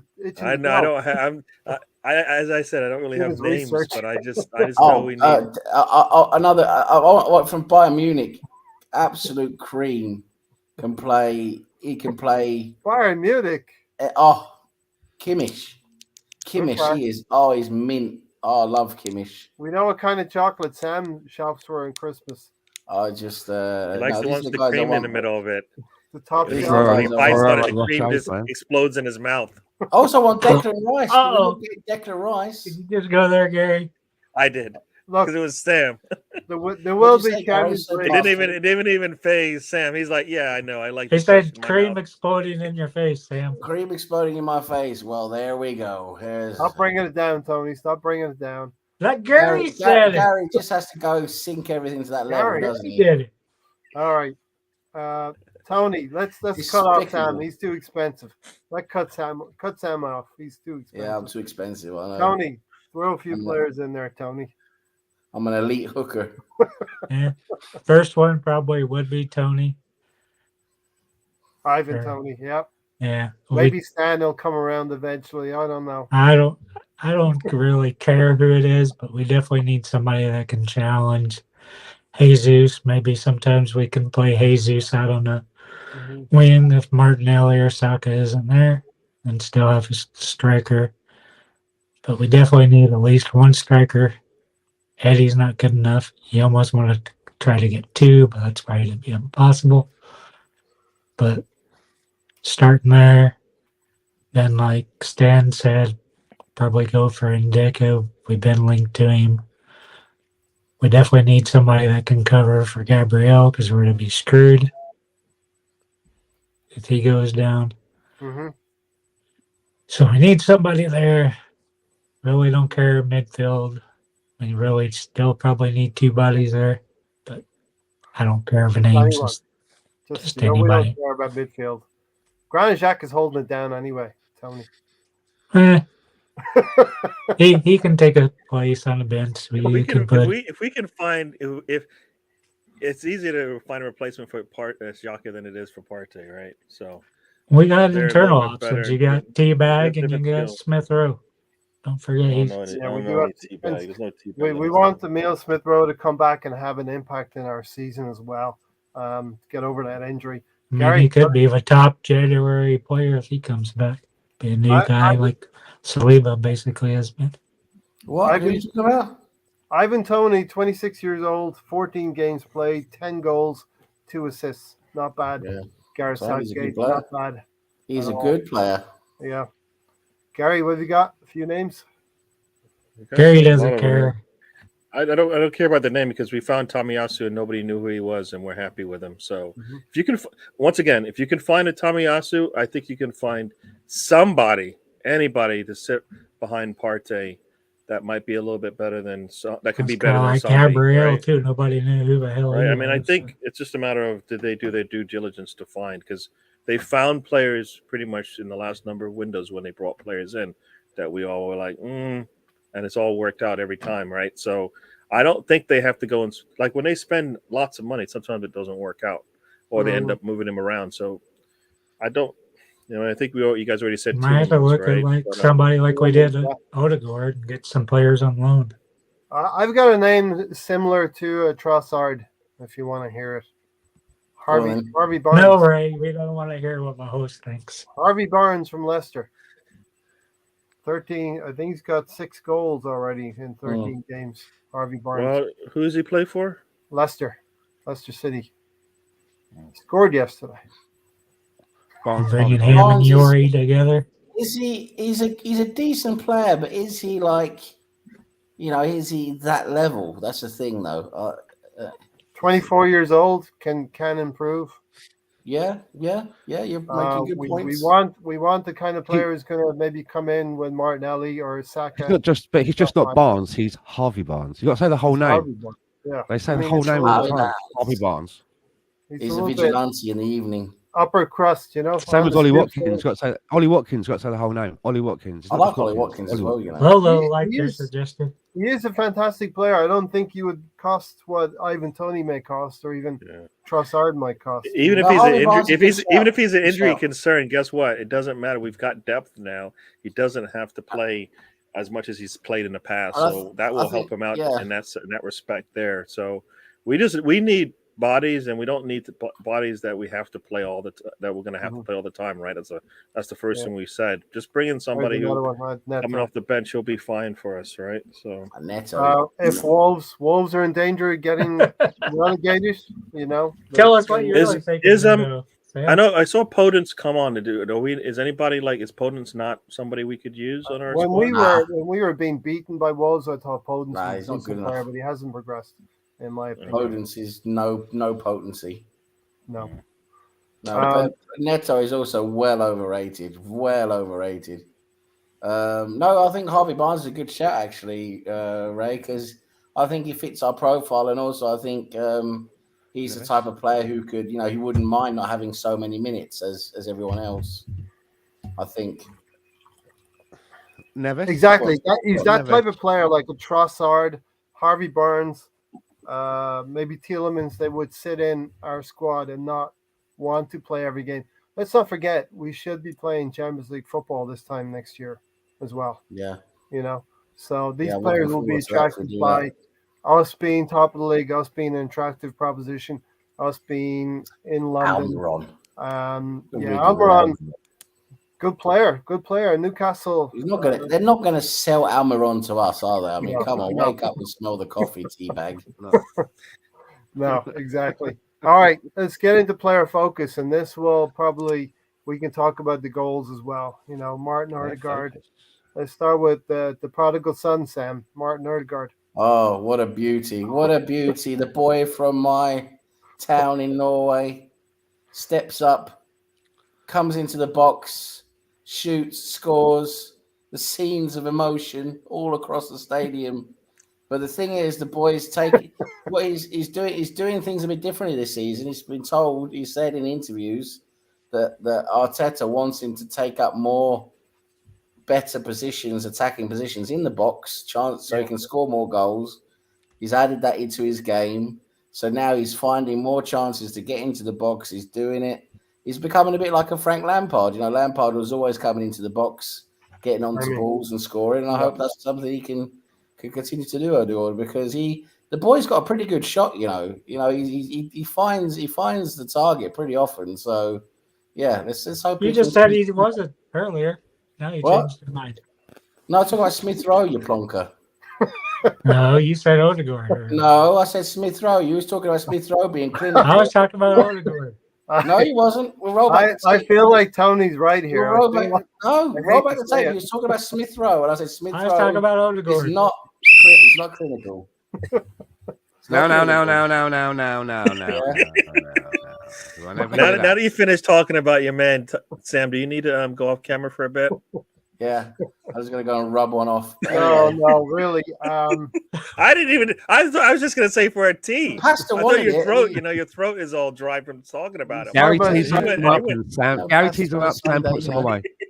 Talk about a creamy load in the space. Hey, whoa. Hey, my nephew watches this stuff. Okay, we keep it. Hey, I haven't My mum said watches it. this stuff. He's probably not watching right now. He knows what that is, then. He's probably not watching right now because City are 5 points behind us. But he guaranteed me City would be ahead of us by now at this point in the season. But Odegaard, Stan. What about him? Well, he did score 2 goals. You could talk about the 2 goals. Fantastic. Talk about his development. Talk about him getting better. I was really hoping he was going to get a hat trick. I was, because this is a couple of times now he's got 2 in a game, isn't it? So he got a 2 in a game, sort of quite early on in the season as well. Yeah, and what's he got now? Is it something like 6 goals and 2 assists? Yep. Yeah, 13 games, 6 goals, 2 assists. That's not a bad return.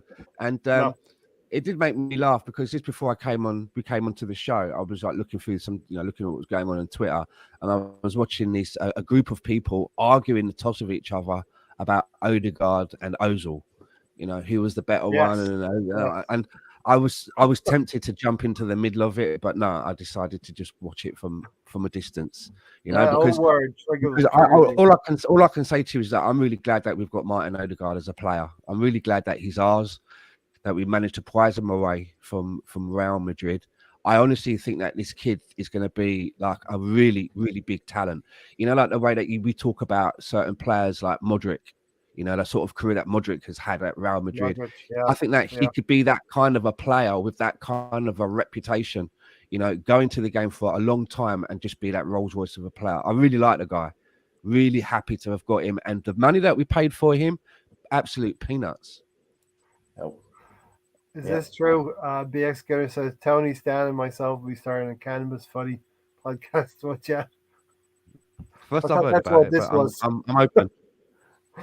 I'm open to it too. So, Tony, Odegaard set up lovely interplay with Gabriel Jesus cutting inside, passing to Fabio Teabag Vieira, and the cross to Odegaard. Couldn't resist, Gary. Sorry. Yeah, that pass from Teabag to Odegaard was beautiful. Then Odegaard put all he could into it to beat Saka to it. Just a booming kick from no distance. But his other goal was great. The way he settled it down, then he just kicked the shit out of it right into the back of the net. showing his clinical ability, dialogue, which Sam was questioning earlier, was his clinical ability. But I think what he's really added this year is the hold up play, keeping a hold of a ball. Teams are having a hard time getting the ball from him. Plus, like Sam said, he's up in attack more, shooting more, which you want to see, which I thought we would see because I predicted him to have 11 goals. Right now, he's ahead of target. Yeah. We were checking on your predictions earlier. Everybody's on course. Shit. Everybody's on course for the predictions. I don't think anyone underestimated or overestimated. But yeah, great. Gary great didn't have goal. us on 77 goals again or whatever. Behave.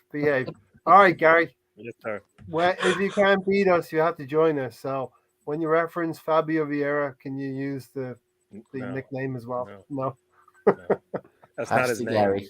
That is not his name. I'm gonna call him by his name. Is Mama calling him Clay? I'm gonna call him Clay. All right.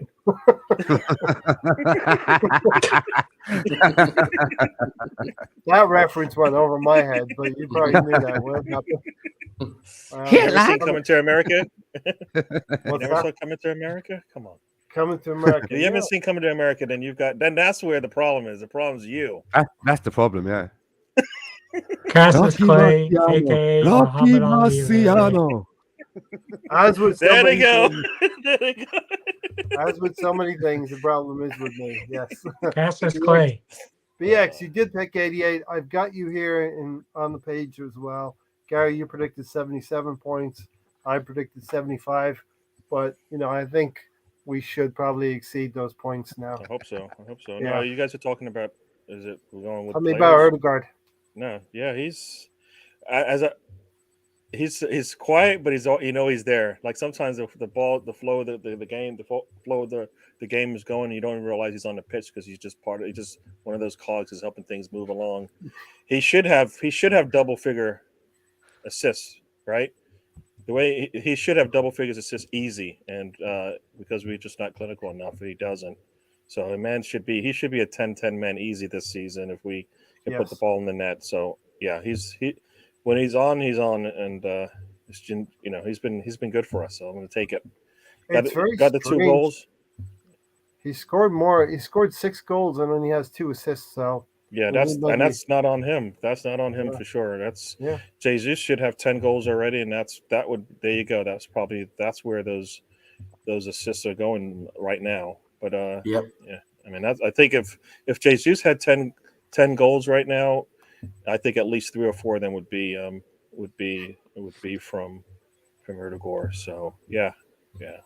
So I can be the ref. Nobody agrees with me, so I can be the ref. DWTT and Tony, the linesman, because they would have to be on opposite sides of the field, right? I don't think Tony's even allowed in the stadium anymore. He's not allowed in. Lost his pass. Listen, had to hand in his mascot outfit. I didn't think any of us would think, as with anything this season, that we'd be where we are right now. But Erdegaard, the leading goal scorer so far after 14 games, I've already spoken about Odegaard. Yeah, I know. I'm just for more. Down. Yeah, he's rambling on again. Ray the Rambler. I fucking love him, Ray. He's fucking brilliant. He's fucking. Move on to the next one. Gabriel Martinelli. My missus likes him as well. She said he's quite cute. And Which one, Odegaard or Martinelli? We go with Martinelli next. Stan is objecting to a second round of Erdegaard. We've waxed lyrical already about it. Keep going if you want. No, go in Martinelli, Stan. Martinelli. Yeah. I love him as well. If I had a daughter, I'd want her to come home with him. I'd approve. Big time. All right. I think he's a special player, and there's something about him that reminds me of a young Cristiano Ronaldo when he first went to United from Portugal. The way he is, the tenaciousness, the way he wants to move that ball forward, that he's willing to go past the player. I mean, yesterday when he almost lost the ball and he got it back. Did you see that? He almost done too much, but he managed to get the ball back and create a chance. He's in there, and I'm surprised that he doesn't have a few more goals as well to his tally. You know, this guy is going to be such a big goal threat, and the way that we're seeing him combining with Gabriel Jesus, the way that Jesus is now moving out to the left and he's coming into the middle. I noticed that going on in the last league match that we played, the last league match, not the Carabao Cup. Yeah. The same thing was happening. So, again, this is probably just even more of an evolution of how Mikel Arteta wants this team to play. And now we're seeing that he's tweaking this little thing that's going on between the left-sided winger, if you want to call it, left-sided forward, and a guy that's playing through the middle. Playing through the middle. Definitely some great goals from Martinelli this season. He's got 5 goals in 14 games and 2 assists. And I will contend that without Gabriel Jesus, Martinelli would not be in the Brazil squad right now. He's benefited so much from Gabriel Jesus coming to the club and putting him in the shop window. So Martinelli, you know what? I don't know I about think that he because still would've- the thing I about think it, he still would've- last season against Liverpool, Trent probably, approved that message that Martinelli is a star out there, and he's not even there yet. He's not even there yet. He's had 3 caps of Brazil, and he's gotten himself on the plane. So big up to Martinelli. Congratulations, he's going to the World Cup. But I do think Gabriel Jesus has helped that connection. Yeah, he's helped You him, just but I said think it. He would got there still be in before there. Jesus even got here. Come on, man.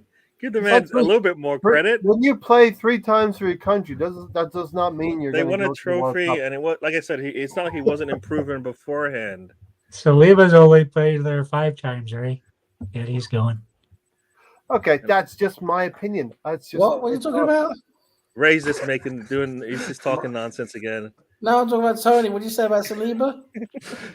Ray was saying Oh, how Tony's talking Martinelli nonsense had too. only Oh, 3 appearances. I said talking about, Willis? Saliba's only had 5 caps.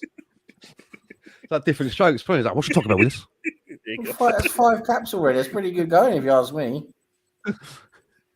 I don't The think man's three's got a gold anything medal. else. You're talking about Jesus got him the there. Olympics. Didn't he go to the is not Olympics? qualified Yeah, he went to for the World Cup. Olympics, didn't He's got a gold medal. He's doing all right.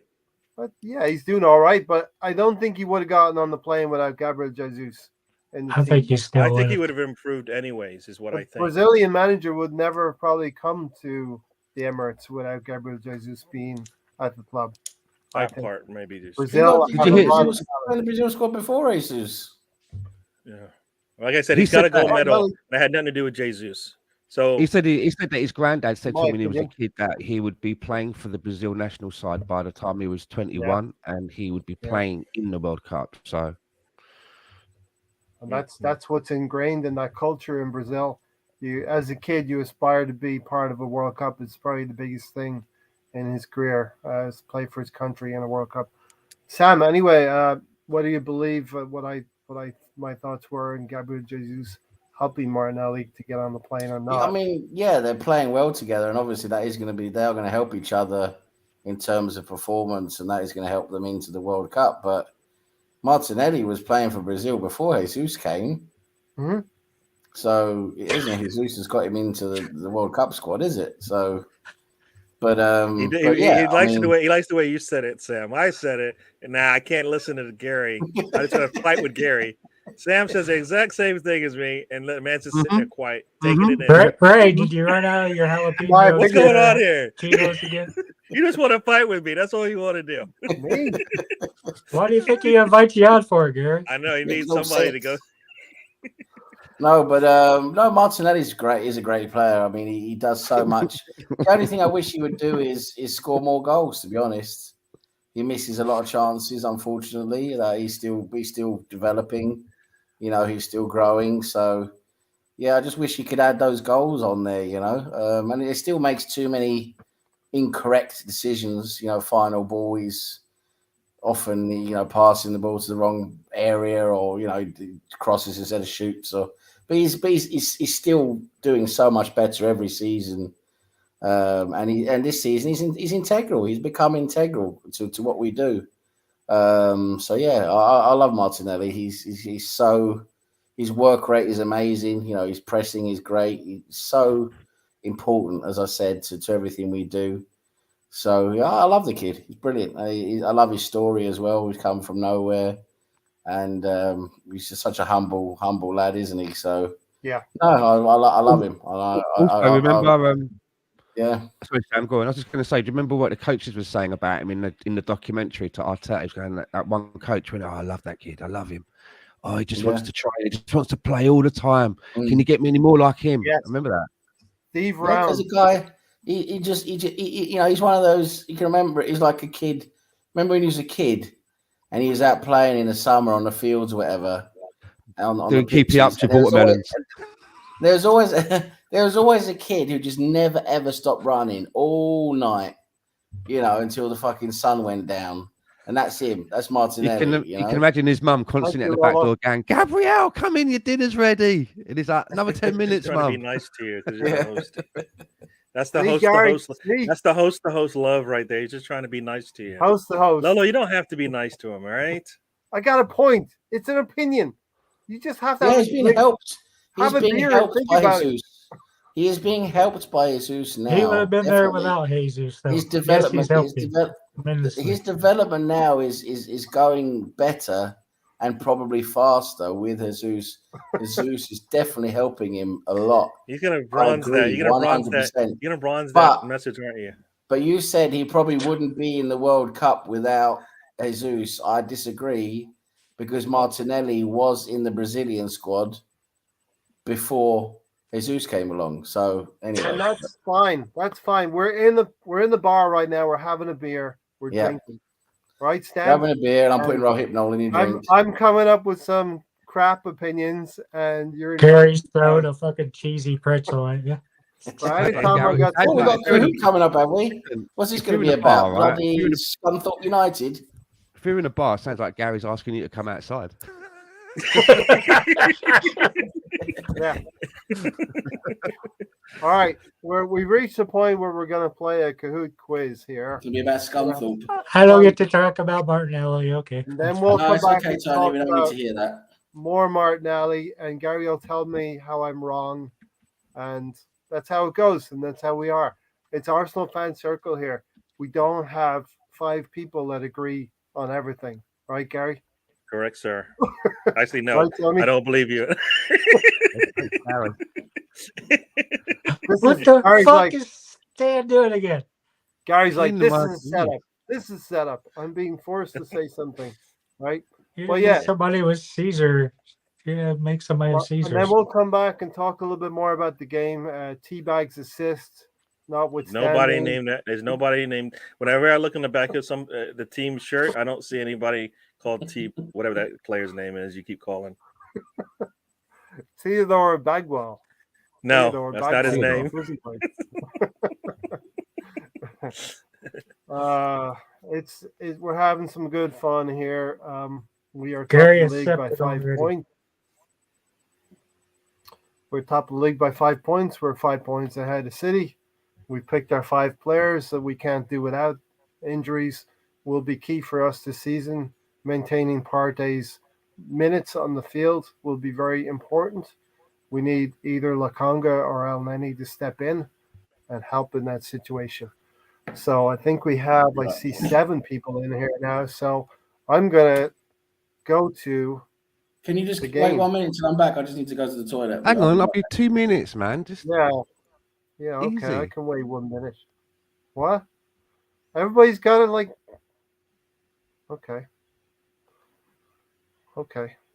Tony, I just need to go and get my encyclopedias. I'll be right back. yeah, get your Wolves encyclopedia.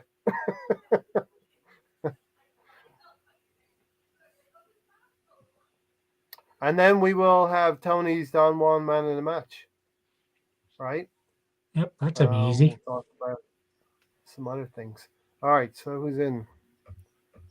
We've got 8 people in now. So very unprofessional of 2 of the panel members just to leave in the midst of a Kahoot game, you know? And you let them see that it's Am I too nice, Gary? Their bladders were full. They had to go. Sam might have had to go We're do doing something some, else because we don't know what he's doing We're underneath. doing some last It's minute fine. cramming. Remember when we used to cram for exams? All right, people, stay in Kahoot. We got 8 people in there. I remember reading a book and doing a book report, but Dave, a book report was due. You're the one of those. Yeah. Okay. Have you all consulted your Wolves encyclopedia? Oh, fucking hell. Is it one of those? No, it's Oh, half and that's really half. It's a little bit of serious. Wolves, it's a little bit of Arsenal, okay? All right. It's all good. It's all good. It's all good. Come on, Ray. Okay, here we play your go. Ready? stuff. Put the music up. The trigger, Tony. Okay, here we go. Look at this. Look at this. Look at this, man. You guys. I see Gary's forget there. the He's going, names. go back. Should've- Go back, should've Ray. highlighted There you them. go. Can't Read go our back. name. It started. Name Wolves' home grounds. Filbert Street, Molyneux, the racecourse, or the Amex. I should have really highlighted the names to the people.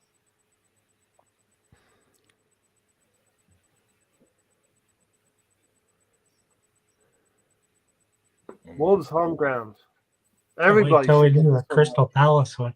8 correct answers. Molyneux is the correct answer. Okay, Gary's teabag. Fabio Vieira teabags goatee. Gary is wrong. I like that one. Whoever that one is. Gary is wrong. AFC Reds. Sorry, Gary. Arsenal won both games against Wolves last season. Is that true or false? Arsenal won And both Tony games. was worried about both those games, and Ray finally admitted he. I didn't admit to it. Yeah, you did. I admitted to goal difference. That's all you got from me last season. Goal difference. I clicked the wrong button. Did Arsenal win both games? 2 people were incorrect in false. I It clicked was the wrong button. It was a little fast. So Gary is wrong. Still in third Stop place, it, though. Dan. Gary is up to third place. In last season's game at Wolves, which 2 players scored and were sent off? Gabriel and Xhaka, Gabriel and Martinelli, Xhaka and Saka, Saka and Laka. Oh shit! I last picked the wrong one. Which 2 Oh, there players you go. scored? Oh shit! I That's think what I you picked get. the wrong one, man. Which player scored and which player was sent off? Fuck. Gabriel and Martinelli was the correct Oh, answer. If was you it? picked Yeah, I Gabriel and screwed up Xhaka, on that you're one wrong. too. Oh, okay. I would have picked that one anyway. Gary's teabag has a streak of 3 correct answers in a row. AFC Teabag's great. You Reds, just disappeared, man. Conte syrup. Oh, Conte syrup. Is that you, Stan? No. He will not reveal his identity. Stephen is in 4th place. Stephen It is, Fabio it's not me. Vieira in 5th. Okay. Everybody's still in with a chance here. In the home game last season versus Wolves, which Arsenal player equalized? In the home game versus Wolves last season, Excuse me. which Arsenal player Ah, equalized? I did it wrong again. Laka, Saka, Martinelli. Don't be so fast. Get the right answer first. There's 2 players, of course, and I went with. I picked the wrong one as well. I picked the one that I think was the one that actually got the winning goal. Yeah. Nicola Yeah, Pepe. me too. Nicola Pepe Exactly what I did. equalized. 2 correct, 4 incorrect. Rids is steady. He's just like very Steady Eddie. consistent. Rids. Gary's teabag, 2nd. Stephen OT in 3rd. Ridge is as good at Googling fast. That's all there is. What's your handle, Tony? What shape is around the wolf head on the wolf's crest? I'm just guessing. What shape is around the wolf head on their Just crest? guessing here. Circle, square, triangle, or hexagon? What shape is around the wolf's head on wolf's crest? And you would like mine because mine was Gary was wrong. Hexagon. 3 correct answers for the I hexagon. guessed. You Got guessed it right. triangle. You guessed right. Circle was really the right answer. Well, that really Gary switched Seabag, things up. Rids, you got that one wrong. Gary's Teabag is first, Rids second, Fabio Vieira third, Stephen fourth. Teabag's goatee has jumped into fifth place. Come on, Stephen and Teabag's goatee. Yesterday, in all Premier League games, who scored the first goal and the last goal of all 23 goals? I don't even understand the question. In all of yesterday's games, who scored the first and who scored the last? Oh, damn. Okay. In all of the goals, Stan. Tony and Saka, Tony and Odegaard, Kevin De Bruyne and Saka, Tony and Martinelli. I think I got it right. Who scored in the first game and who scored last in the last game yesterday? There you go. Everybody got it correct. Tony, Ivan Tony, and Martin Odegaard. No movement on my board. No movement. No movement. There's still 4 to go. Okay. I played for Wolves, Arsenal, and Ipswich. Scored the winning goal in 1979 FA Cup final. Sunderland, Brady, Graham, Stapleton. I think I got it wrong. I Can't just get guessed. that one wrong, Stan. We can't think I know, back that I know far, what it eh? should have been, but I think I pressed the wrong one. It's the 5-minute finals, Sam. Yeah. I was born that year. I No. can't think. I know. Mhm. I know now. 3 correct Yeah. answers. Alan Sunderland was yeah, also a Wolverhampton player. Played for Ipswich as well. Fucking hell. Come on. This is Brady, Stan. You should know these I things. know, I pressed stay put and didn't I? I was too quick. As soon as I pressed it, I was like, what are you doing? Dante Serif was third. Gary's Teabag has a streak of 3 in a row. AFC Ridge second. Fabio Vieira and Stephen O.T. Gary's Teabag is making a comeback with 3. It's terrible. Which Arsenal player did not start yesterday's game versus Wolves? Oh, okay. Yeah, I did click it. That is not correct, Ray. Which player did not start? What? Yeah. Xhaka, Vieira, Teabag didn't start. Zinchenko. Teabag. What? Tony, shut your face. 8 correct answers. You know, we were Fabio. spitting out answers in a quiz. What's up with that? All right, I think we have 2 left to go. It's between Gary's Teabag, AFC Rids, Followed up by Teabag's goatee. Conte Syrup, Teabag's goatee. I'm sensing a theme of Fabio Vieira here. Odegaard scored 2 yesterday. Which other team has he also scored a brace against this season? If I remember West correctly. I remember Remember correctly. people Sam all said it around earlier, if the I remember world. right. Yeah, somebody said it earlier, so I'm just That's gonna how I remembered I it. hope they were right. You fucking better be. That's why Sam, you better be right on this one. I said shh to Sam. Says that Sam's been bullshitting all along. I'm bigger Where's than you, so Erling? it's okay. Erling Haaland. Yeah. 6 correct answers for Bournemouth. I wouldn't have got that right if I hadn't remembered what Sam said, because I never remember that sort of stuff. I usually just ignore Sam, you know. Gary's Teabag is Not third. really, best just ignore me normally. Just like Arsenal, Gary's Teabag has surged with 5 correct answers, and Arsenal have 5 correct points ahead of Gary's City. teabag, I hate you. Teabag's goatee making a little comeback there. It looks like Gary's Teabag is going to be crowned the Kahoot champion today. Oh my gosh, that's And terrible. you have to reveal your identity. Last question. July 2020, Arsenal beat Wolves 2-0 also. Who scored the first goal in 2020 at Molineux? Oh, I'm guessing. Saka, Martinelli, guessing as well. Pepe, Lacazette. I'm guessing. And there's I'm Uncle wrong. Artie. I've got to give my props to Uncle Artie. You haven't called him Uncle Artie in a while. Oh, I guessed right. Okay. me 5 too. correct answers. Ooh. Bukayo Saka with that volley. And so it looks like the winner will have a teabag tribute. The man's name is Fabio Vieira, as it says there. Why is he being so slow, right? Just getting a good teabagging. FC.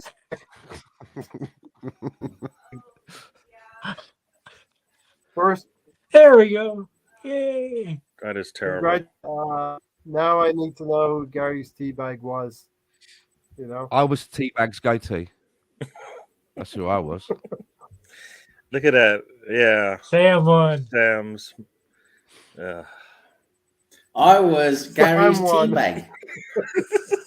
Show your phone to prove it. This Prove is it. terrible. Prove it, Sam. Oh he's my saying that with gosh. pride. He's saying that with pride, Gary. Yeah. Oh man. You don't need to prove it. Honor, your word is your honor around here. You know what I mean? So we still don't know who Conte Syrup is, do we? We, 'Cause I was we greatest felt teabag. like it was you, Oh, Stan. teabag. We No, feel like it no. was you. No, it's never been Who me. the hell is Never this? been me. So I don't know who it is. Never been me. It's never been I me. reckon it's Thunder Road. Really, boy. Ray, Yeah, I think you're going to Or the upgrade this Assembled. again. Either the Assembled or Thunder Road, I think. I don't think 75 is enough, Ray. We got to be aiming higher than that, Tony, right? Yep. So it sure makes good reading, right, for 75. 75 would be the minimum that we should be expecting from this season. And now we'd feel pretty bad about 75 now. Are we looking at 90 or 80? High 80s? I'm just looking at 3 more points. All right, that's all I'm looking at. Okay. Give me 3 more Don't points. get ahead of I'm ourselves. saying 10 more. 85, Ray. 85. I was like, you say just 10 more points? No. We need 3 more points for the rest of the season, each game. All right. One game at a time, Gary. One game at a time. Yeah, 38 tests, man. I say that all the time, and this season is Mhm. proving this. 38 tests, man. We never know what we're going to get, and we never know who's going to score. And that's the good thing as well. We don't know who's going to score. It could be Erdegaard. Listen, yesterday Saka was doubled up. Martinelli was playing well. He had to come inside essentially to engineer that second goal. T-Bag got an assist. Erdegaard was there, and Fabio Teabag was there as well. I think we'll just He just likes You'll saying call that him name, doesn't he? Fabio Vieira. We'll just switch it up to Vieira. All right, we'll shorten it to Vieira. But yeah, Gary, give me your man in the match. Man of the match. Oof. On one man in the match. We'll get that. We'll get to that. I think has to be. The obvious one's Erdegaard, right? Erdegaard. Yeah, I mean, like I said, I think Jesus was working for it in the first half. He just needed to get an assist or a goal to kind of be, get it. And no, Erdegaard by putting the ball away, and I think like Jesus gets the pre-assist. So on that first goal, Same hockey. Yeah, I know, but it's part of the build-up, and you don't get the Fabio. Fabio doesn't get all that space if he's not able to get that pass through there, right? So yeah, no, Erdegaard with the 2 goals. I don't usually give it to players just because they got 2 goals, but in this one, everybody we were struggling to get that goal in, and he did. So there you go. All right. So who are your nominees? Sorry. I had between Jesus and Erdegaard, but I'm going to give it to Erdegaard. Okay. Erdegaard. For me, I'm going to give it to the captain. Midfielder comes in with 2 goals. He gets this goal to start us off, and he makes sure that he caps it off with a winning goal. So yeah, I give it to Martin Odegaard. Gabriel Jesus, I thought played really, really well. He just needs to get that goal. But rival fans are going to pick on Gabriel Jesus. They're going to look from the outside and say, let him. As long as we keep sitting at the top of the table, he is terrible. Yes, just whatever they want to say. Yeah, they keep saying he hasn't scored in 10 goals without actually seeing our games and seeing what effect he has on the players around them. I think I told my here at the start of the season when Jesus was on board, all of the numbers are going to go up from Saka, Martinelli, even Erdegaard, and players even further back. The numbers are going to get better and better.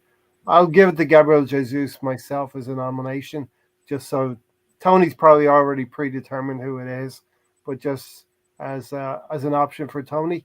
Sam, what are you thinking for man of the match nominations? And then Tony will tell us we're all wrong.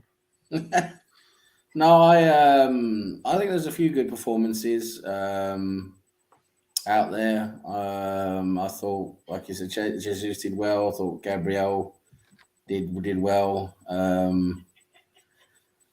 But for me, it has to go to my boy Erdegaard because he had a good game. He was very instrumental in our attacking play, and he scores 2 goals, right? So he gets a brace. That counts a lot. So, for me, that's man of the match. Yep. All right, Tony. Lay it Well, on. Sam picked out the same 3 players I would have picked out: Jesus, Gabriel, and Odegaard. Odegaard is Don Juan of the week. Don Juan, man of the match for today. And congratulations to Martin Odegaard. You're scoring more goals this season. We need to get a few assists tagged onto your name as well. So you can break. Odegaard should break 10 goals for this season. He needs 4 more to do that. But let's not tie them down to numbers. They're doing just fine without He us. needs 5 more to hit my prediction. Yeah. So Martin Odegaard. Martinelli needs 9 more.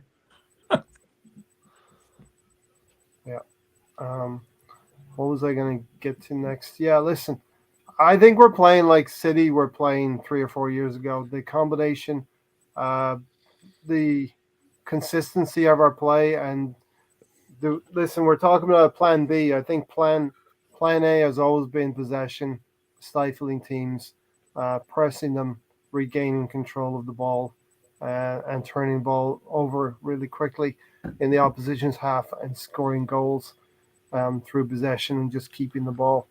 And maybe we do need more players. Of course we need more players, but the plan is always going to be to keep possession like that. Stan, what are your thoughts on a plan B, or is it just about bringing in more players and moving on the shitbag 6? Because there's always going to be a shitbag 6, right?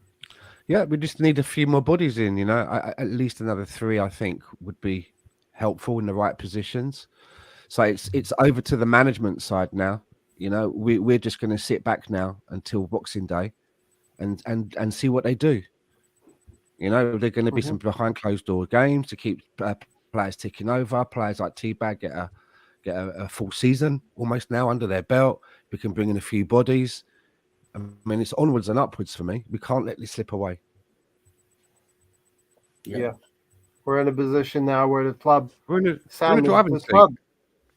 We're in the driving seat, and the club have to say to themselves, we're in a prime position now. We have a window coming up. Let's target at least 2 or 3 players that can help us, Sam. Yeah, we absolutely need these additions to help us, with the squad. Ideally, they like we were talking about earlier, ideally they need to be at the level they're actually going to give us something that we need, not just extra bodies, but actually give us the level we want when they play. Which is, as we've identified for the Partey position, that position, I think it's going to be very tough to get someone in for that, but we'll see. Attacking wise, I think there's more options. I think that's an easier slot to fill, and I just hope we fill at least 1 or 2 of these slots that we need to help us, for the rest of the season. January is a hard window because you've got the added difficulty of players. First of all, clubs rarely want to sell in the middle of the season, especially if it's going quite well for them and the player you want is an important player for them. Clubs are normally going to want to wait until the end of the season to look at what they can do, and it's more difficult to move things around and get things done in January that you need than during the summer period, during that time. And of course, players generally don't want to move in the middle of the season. It's down to, you're getting into a rhythm, you're playing, you want to wait until the next preseason until you move. And also there's another factor that people never talk about when it comes to players, and another added reason why it's difficult in January. And that is, you got to remember, most of these guys, not all of them, but most of them have families. and you're going to be uprooting a family in the middle of a school year, in the middle of a season. You know, many of these guys don't want to do that. You know, it's actually part of the family helps make a decision as well. So, you know, that's why I think there's a lot less movement in January overall. So it's going to be tough to get what we want done, but can it be done? Absolutely. And it comes down to the will of Adu and the guys at the top, because you got to be able to be a bit more assertive, and you're going to want to put a bit more money down to get it done, because you're not going to be haggling, you know, over the pennies throughout the January window. You got to just say, okay, here's the money, let's do it, right? So I just hope we get something done. I really do. Yeah. You make a good point about schools and family, because we often overlook professional footballers and think that they don't have attachments or loved ones. It's an important part of their decision. The wives and the kids are an important part of their family, right? That's an important part of their decision making. Yeah. It's the club's ambition, said the assembled, that's in question. Let's hope they respond positively. And I think the Cronkies have done that since they've gained 100% control. And ended last January. We got Erdogan in January, right? So and he's our captain now. So it can happen. There are players out there, and like you said, I don't think he's got a family or anything like that. So we're definitely going to go young, right? Because they all have the talent and the potential, right? Yeah. And all we want to do is just tap that potential and give them a platform to showcase it. So I kind of feel like, young is probably easier to get unless they want out, right? Unless they want out. It's going to be young, but I want young, and they are and ready to play. So young and hungry, ready to play, ambitious, ready to join a club that's going places. Tony, you're right. You're right to sound the call about last January. There, I said Gary's right in one podcast. I said Tony's right in one podcast also. Yeah, his head's going to explode as soon as he hits like the end button. It's like. This is a collector's item. Ready. It's difficult to know. We will be doing some shows. It depends on if the guys here are willing to do a little bit here and there. I'm definitely going to be going to Ireland in about a week from now. But there will be a show next Sunday, possibly Thursday. And Sam and maybe Stan, we may be delving into the past with Arsenal. Reminiscing about some years. Yeah, Stan, you don't know about it until now. You don't know about it right now. Yeah, I was like, what the fuck did I just? I want to be respectful. I want to be respectful of all the panel members here as well. You've often given time, and maybe you want to take this time to recharge your batteries a little bit. So that's a conversation we can have offline. You know what I mean? If some of you want to keep going, that's definitely fine. If you want to bow out for a few weeks until the season kicks up again, because I know Christmas. Gary wants to do every podcast available. You know, well, let Gary think about it himself. You don't know what Gary. Hey, are you going to be on it, Tony? Yep. Tony will be around. Well, it depends on the answer. No, I'm actually traveling this weekend, so it's going to be a little tough for me to even do my own show. So I just realized that. So Sam, I'll be gone on the weekend. So fair enough. Yeah. We'll have a conversation, all of us collectively or individually. We'll have a conversation. If you want to do bits and pieces, that's fine. You want to take a few weeks and recuperate.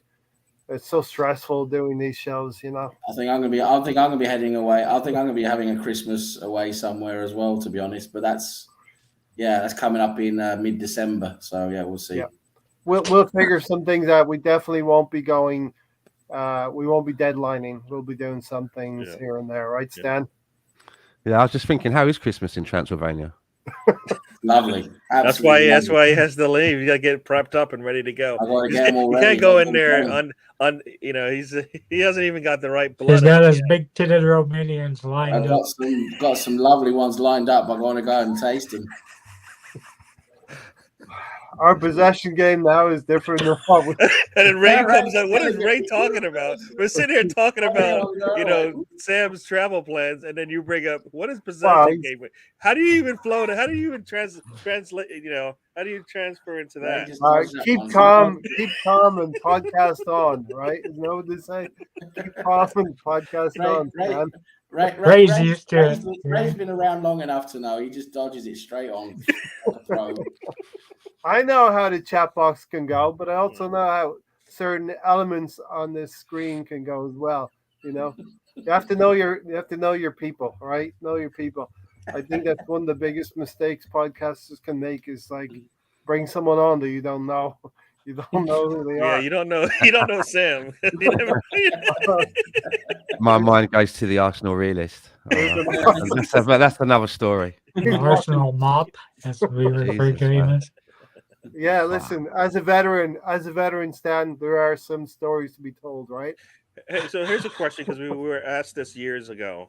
Yeah. What is our style? What's our style of play? I hate that question. Now we are top of the table and we look like we have a style. I don't even know how to say it. So what is it? What is our style? I'm not. Go ahead, Sam. I'm not as articulate. Our style is it's a bit of a hybrid. It's not really just a straightforward. But if I would try and categorize it, it's a high press possession style, basically. Yeah, with inverted fullbacks that Stan doesn't. Maybe you're getting on board with it, Stan, but you don't like inverted fullbacks. I don't like the use of that terminology, but it's inverted fullbacks and all of that. Stan, are you coming around to that, Stan? The inverted fullback. Well, it's very fluid, isn't it? How we play. There's times when we've got almost 3 at the back instead of a 4. There's times when it looks like we've got 2 up front as well. So it's a very fluid formation. There's like when we're sort of like attacking, sometimes we've got like 5 all camped around the perimeter of their box of our players, including the fullbacks. Sometimes there's 7 crammed in there. Yeah, it's like a 5-3-2. 5 at the top, 3, then 2 sometimes, right? When off the ball. So it's a very fluid way of playing. It's enjoyable to watch. For me, I really enjoy it, and there's more to come, I think, as well. I don't think Arteta's quite finished yet. There's more to come.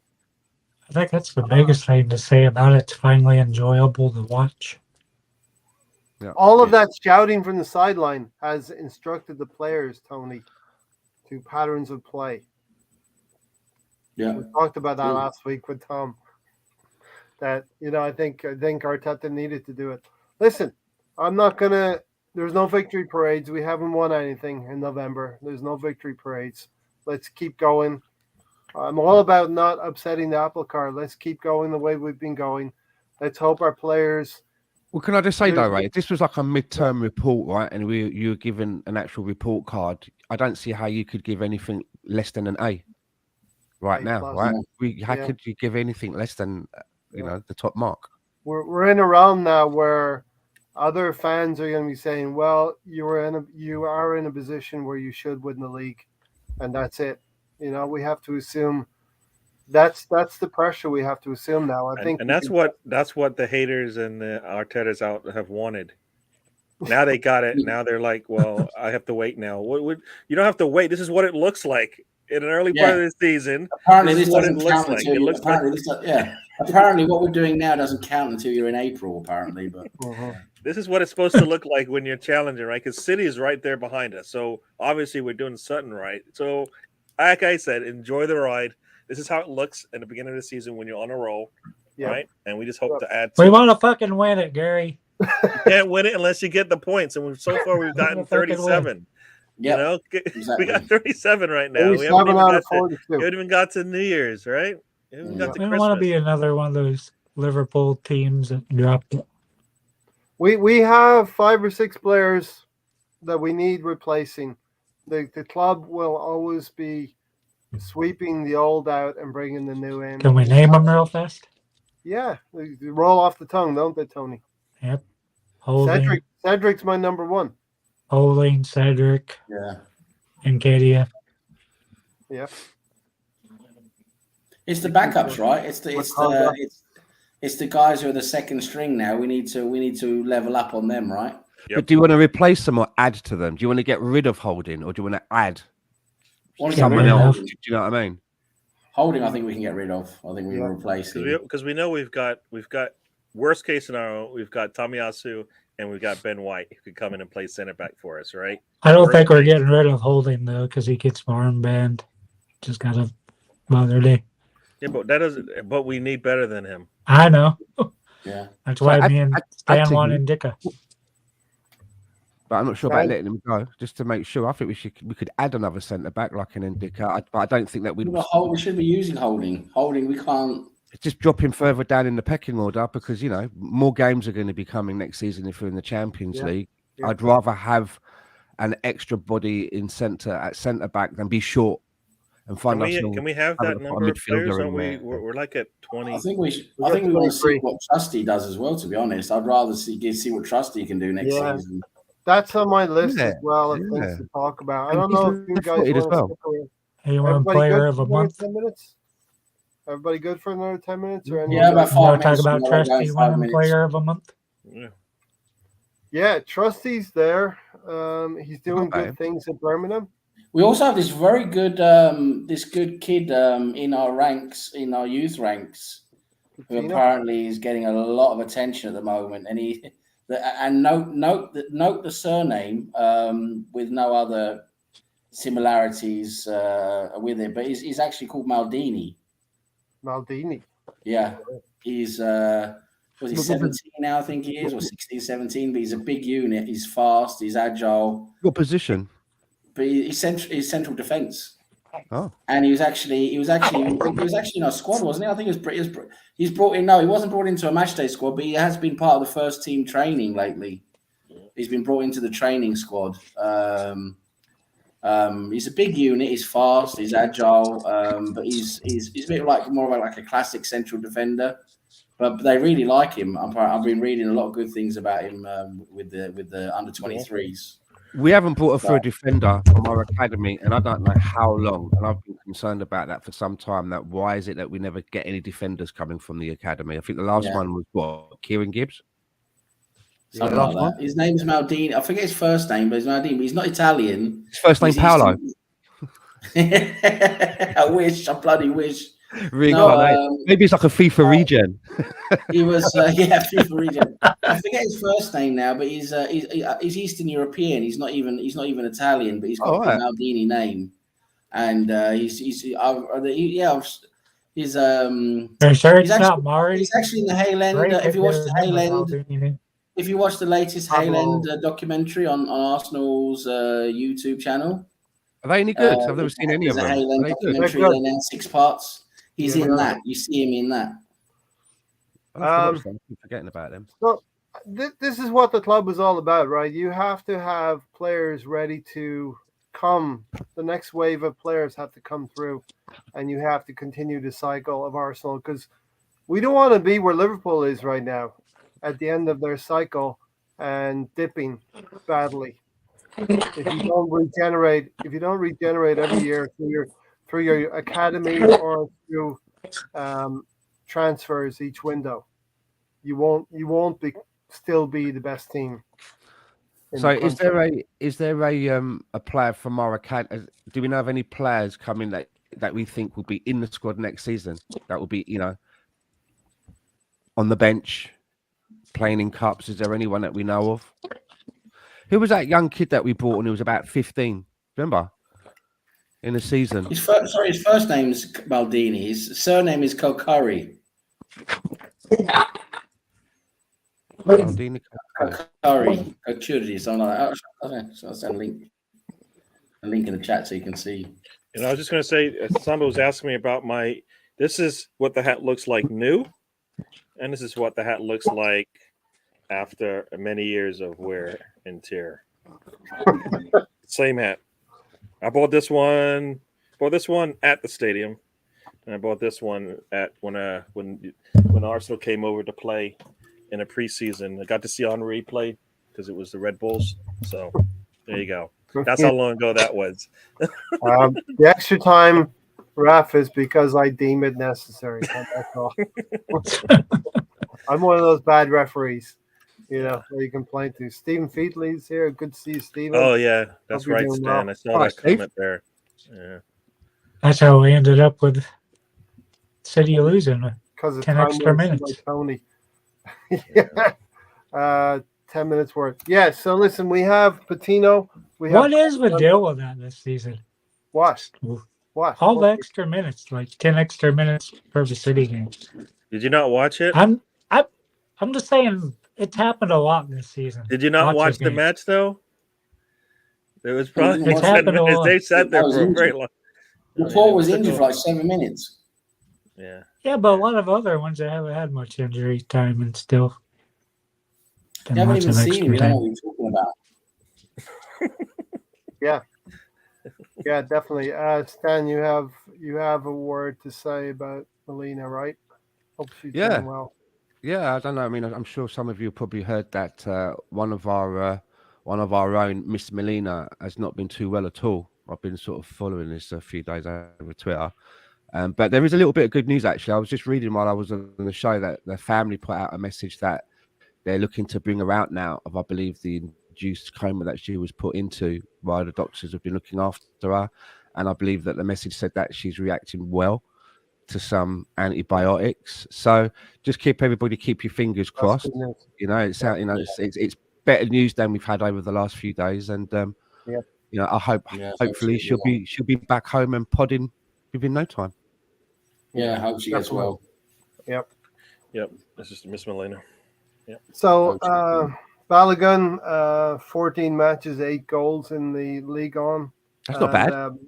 Mika Bireth, he's played 5 games, I think, 2 goals. So these are the players that are coming through, and if we supplement them with transfers that are worthy of Arsenal, we will be able to. Who's Bireth on loan with? Who's he with, Bireth? Who's he on loan with some Dutch team. I think it's RKC something. Okay. But he's one. These are players for the future, you know. Miguel Aziz also, I think he's gone to Spain now. Charlie Patino is another one, isn't it? Oh, Charlie. I think Nuno Tavares, maybe Ainsley Maitland-Niles, Pepe. Those are players that will be ultimately sold if we can. Yeah, they're the guys we're getting rid of. If we can get a move for them, Pepe's doing some things in the French league now. Anything we get for Pepe will go to it would be good because right, because he's got another year, right? I believe. I'm just tired of us constantly loaning these guys out instead of selling them. We have no choice. Nobody's going to buy him, Tony. In the past, we wouldn't loan him out, and it backfired on us. Now they don't want to pay for him. Because we've obviously, right, someone like Pepe, right? We've obviously supplementing part of his wages. He's on 140 bags a week. So wherever he's on the loan, they're not paying 100% of his wages. So we're probably paying, I don't know, 60%. Who knows? Something, you know, that's the problem, isn't it? Yeah, it's a big contract. I mean, I just assume just pay the difference and let him go because the big problem wasting away isn't better either. The big problem we have, and I think it's across all the big teams in the Premier League, is we have these huge contracts these players are on, and none of the other leagues can match it. You know, these smaller leagues, they just can't match that. They're not going to be able to pay them what they want, so you end up with these stupid loan situations until their contract runs out. Yeah. Yep. I already said Pepe and Laka did score in the same match against each other. So can I just ask you guys, you mentioned Tavares. Do you think then that his future is done at Arsenal, that he's not going to come back off loan and be back with Arsenal? You think that we want to move him on now? I believe as I was listening to Gary and Colin on Ryan's podcast yesterday, and yes, Colin made a good point, as Tony has met in the past as well. Tavares is suited to 5 at the back and to being a wing back. I don't think he can fit for Arsenal, even though I did big him up last season when he was challenging Tierney. I pointed that out too on the show. It's like Ray said it. I'll admit it. I thought Tavares was playing better than Kieran Tierney last year. But he had a few good games last season, no, then he just went off. They just went off the cliff. That Spence completely mind effed him, and he went off a cliff. Yeah, so I think ultimately, Lokonga and Tavares will be sold. Lokonga's maybe this could be his last season. So Lokonga not a 6, right? Is he even an 8? Yeah, I think he is. I think he's an 8. I've heard they've got no intention of selling Lokonga. I don't heard think that they this will recently either. If that's on, the case, something he I has was to be listening an to. 8 for us. But what Harry, 8 I does think he it was compare Harry to? was talking about it. Maybe And by the he was summer, talking about Stan. Well, I think it was just Harry's show, Chronicles of a Goon, I was listening to, and I Mhm. think he said that people that at Arsenal they've got maybe loaning him out, but they've got no intention. I'm sure that's what you said. No intention of selling the Congo at the moment. Yeah. I don't think we Yeah. will. Again, money will talk. If somebody slaps 25 million down for Lukonga or 30 million, I think I it's think because we- as well. I think it's because they believe that there's something in there that they still think that they can work with. Mhm. Yeah, Yeah. whatever's in there, he needs more Needs game to come time out. somewhere else. Though he needs like a Saliba. Like if you can do that, I said it on the show yesterday. If you can take Saliba and go, you know what, he's a talent. He's just not ready for us yet. We need to put him on loan for 2, in this case, 2.5 years. And look what we got. Yeah. You do that Yeah. to a zombie. If you get the same results, then it works because he's not ready for us just yet, which is fine. But especially for the money we spent on him, right? The money you spent on him, it's easy to put him on loan and wait for it to. I think we're spending enough where we can keep him for now. Well, keep him and play him. We can't play him now. Yeah, and he's on loan. disappointed.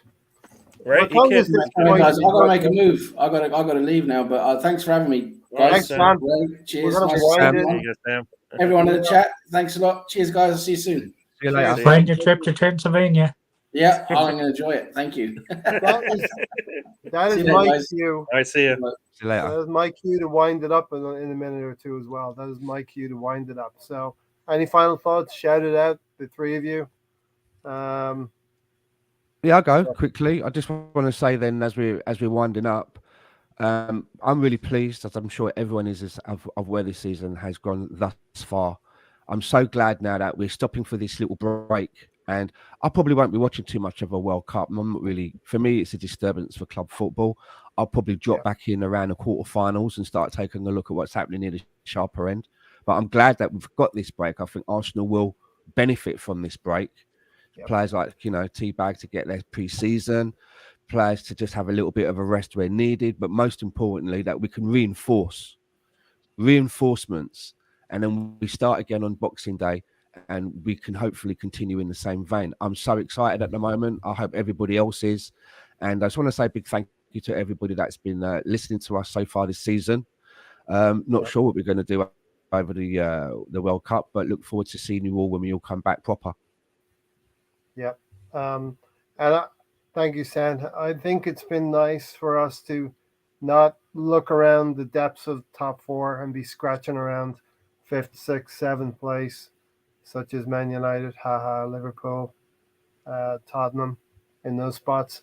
And we have a different view now from the top, and we're looking to fight City, fight Very clear as Newcastle. well. Very clear. Clear skies. We're up above See the everything. clouds. Gary, what have you got? Yeah, no, as you said, yeah, I'm just not around this weekend, but I'll be doing some of the I do the watch along on Ryan's show for the U.S. England, because that should be a lot entertaining. Mhm. There is a lot of people talking about the World Cup and boycott and all of that, but as we've said before, I mean, as you start boycotting things because of what people are doing, you never watch anything, you never eat anything, you never wear anything, So People we used are to boycott us, didn't they? People used to boycott us because of Tony in the early days, but I think they came back after. They gradually came back. So, they just no figured damage out was done. we like everything else about the show, so we'll just I thought they were deal boycotting deal because of with Tony. Gary. Hey, Yeah, I thought Gary. didn't Tony boycott himself at one point? he did. He likes it. He goes. He was feeling himself, and we just knocked him down. He said to take a chill pills, and then came back and he was good to go. I'm Was that when I was under no, down the leg? When you I'm were under down no a leg. illusions. I'm under no illusions. There are people here who follow Stan. There are people here who follow Gary, and there are people here who follow Tony. I'm just the guy who sets everything up. There you go. Yeah. So thank you to everybody for coming on the show. I know you were just, you were talking about Miss Molina. I know I saw one of her latest videos where she actually went out to England. She actually met up with Steven and Luca and I guess a friend of hers. So that was kind of cool. That's the cool thing about this. Some of the people that you you hang out with on YouTube. You can actually go and see them once in a while. So that was kind of cool. I got to do that Oklahoma. myself as well. Oklahoma, Oklahoma. Gary. Oklahoma. We are not going to Oklahoma. I'm sorry. I'm saying no to that one. That place scares me. Everyone except for Look, Gary is look, coming. look at Tony, and then tell me, yeah, that's where I want to go on vacation. Who goes to Oklahoma for vacation? Come on, dude. I wouldn't even say come to New Jersey for vacation. You'll get tater tots in You these get lovely red tater trains. tots in Oklahoma. Are they better just because potatoes don't have to travel as far? What's going on? Yeah, No, we're going to no, Oklahoma. we'll get together at some point. Oklahoma's Definitely. beautiful this time of year, Gary. Come on. Yeah, Think about it. right. Out on the This range. is like tornado season or something like that. Tornado No, alley. tornadoes May and June. There's a bunker, Thank you, Gary. okay. Do you There's a have buffalo- bunker. do you have buffaloes in Oklahoma and bison or Yes. anything? Do you? Yeah. Fuck. There's a You know range of that- them just like 60 miles from here. There are a ton of them.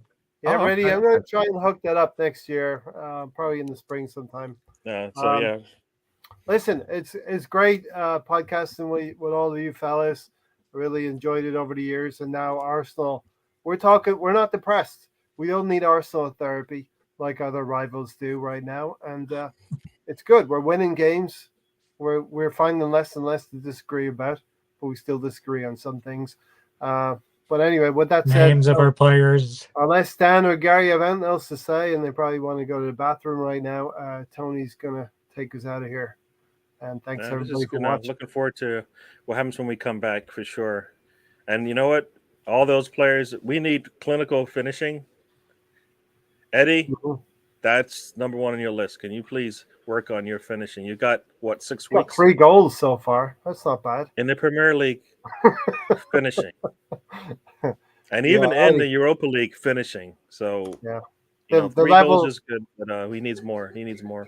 The levels are going to step up in the Europa League. Tony, get us out of here. Yeah, like you said, it's nice meeting all the people we have here, talking to each other. It's been one of the better parts of COVID, better part of Arsenal finishing 2 straight years 8th. And it's kind of nice that we've built this community, interact with everybody in the chat, getting to know each other. And that's kind of why we all take out 2-3 hours a day, a couple of times a week, sometimes longer than that when we're talking after the show or before the show. Mhm. But it's all you guys is why we do this, why we like interacting, and hopefully we all get to meet up sometime. In Oklahoma. Wherever that may be.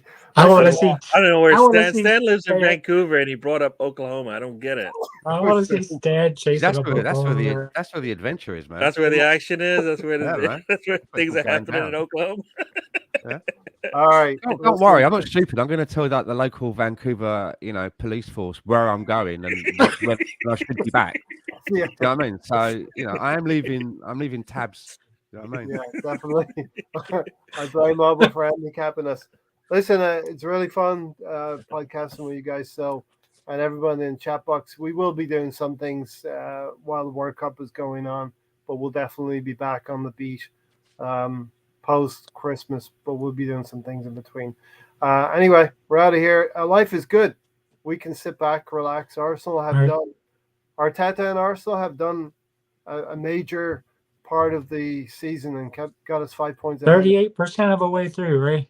Yeah, we're not done yet though. There's more to finish this job, and we will see you on the next one. Take care, everyone. Come on, you Gunners. Thank you, Stan. Thank you, Gary. Thank you, Tony and Sam. Everyone else in the chat box.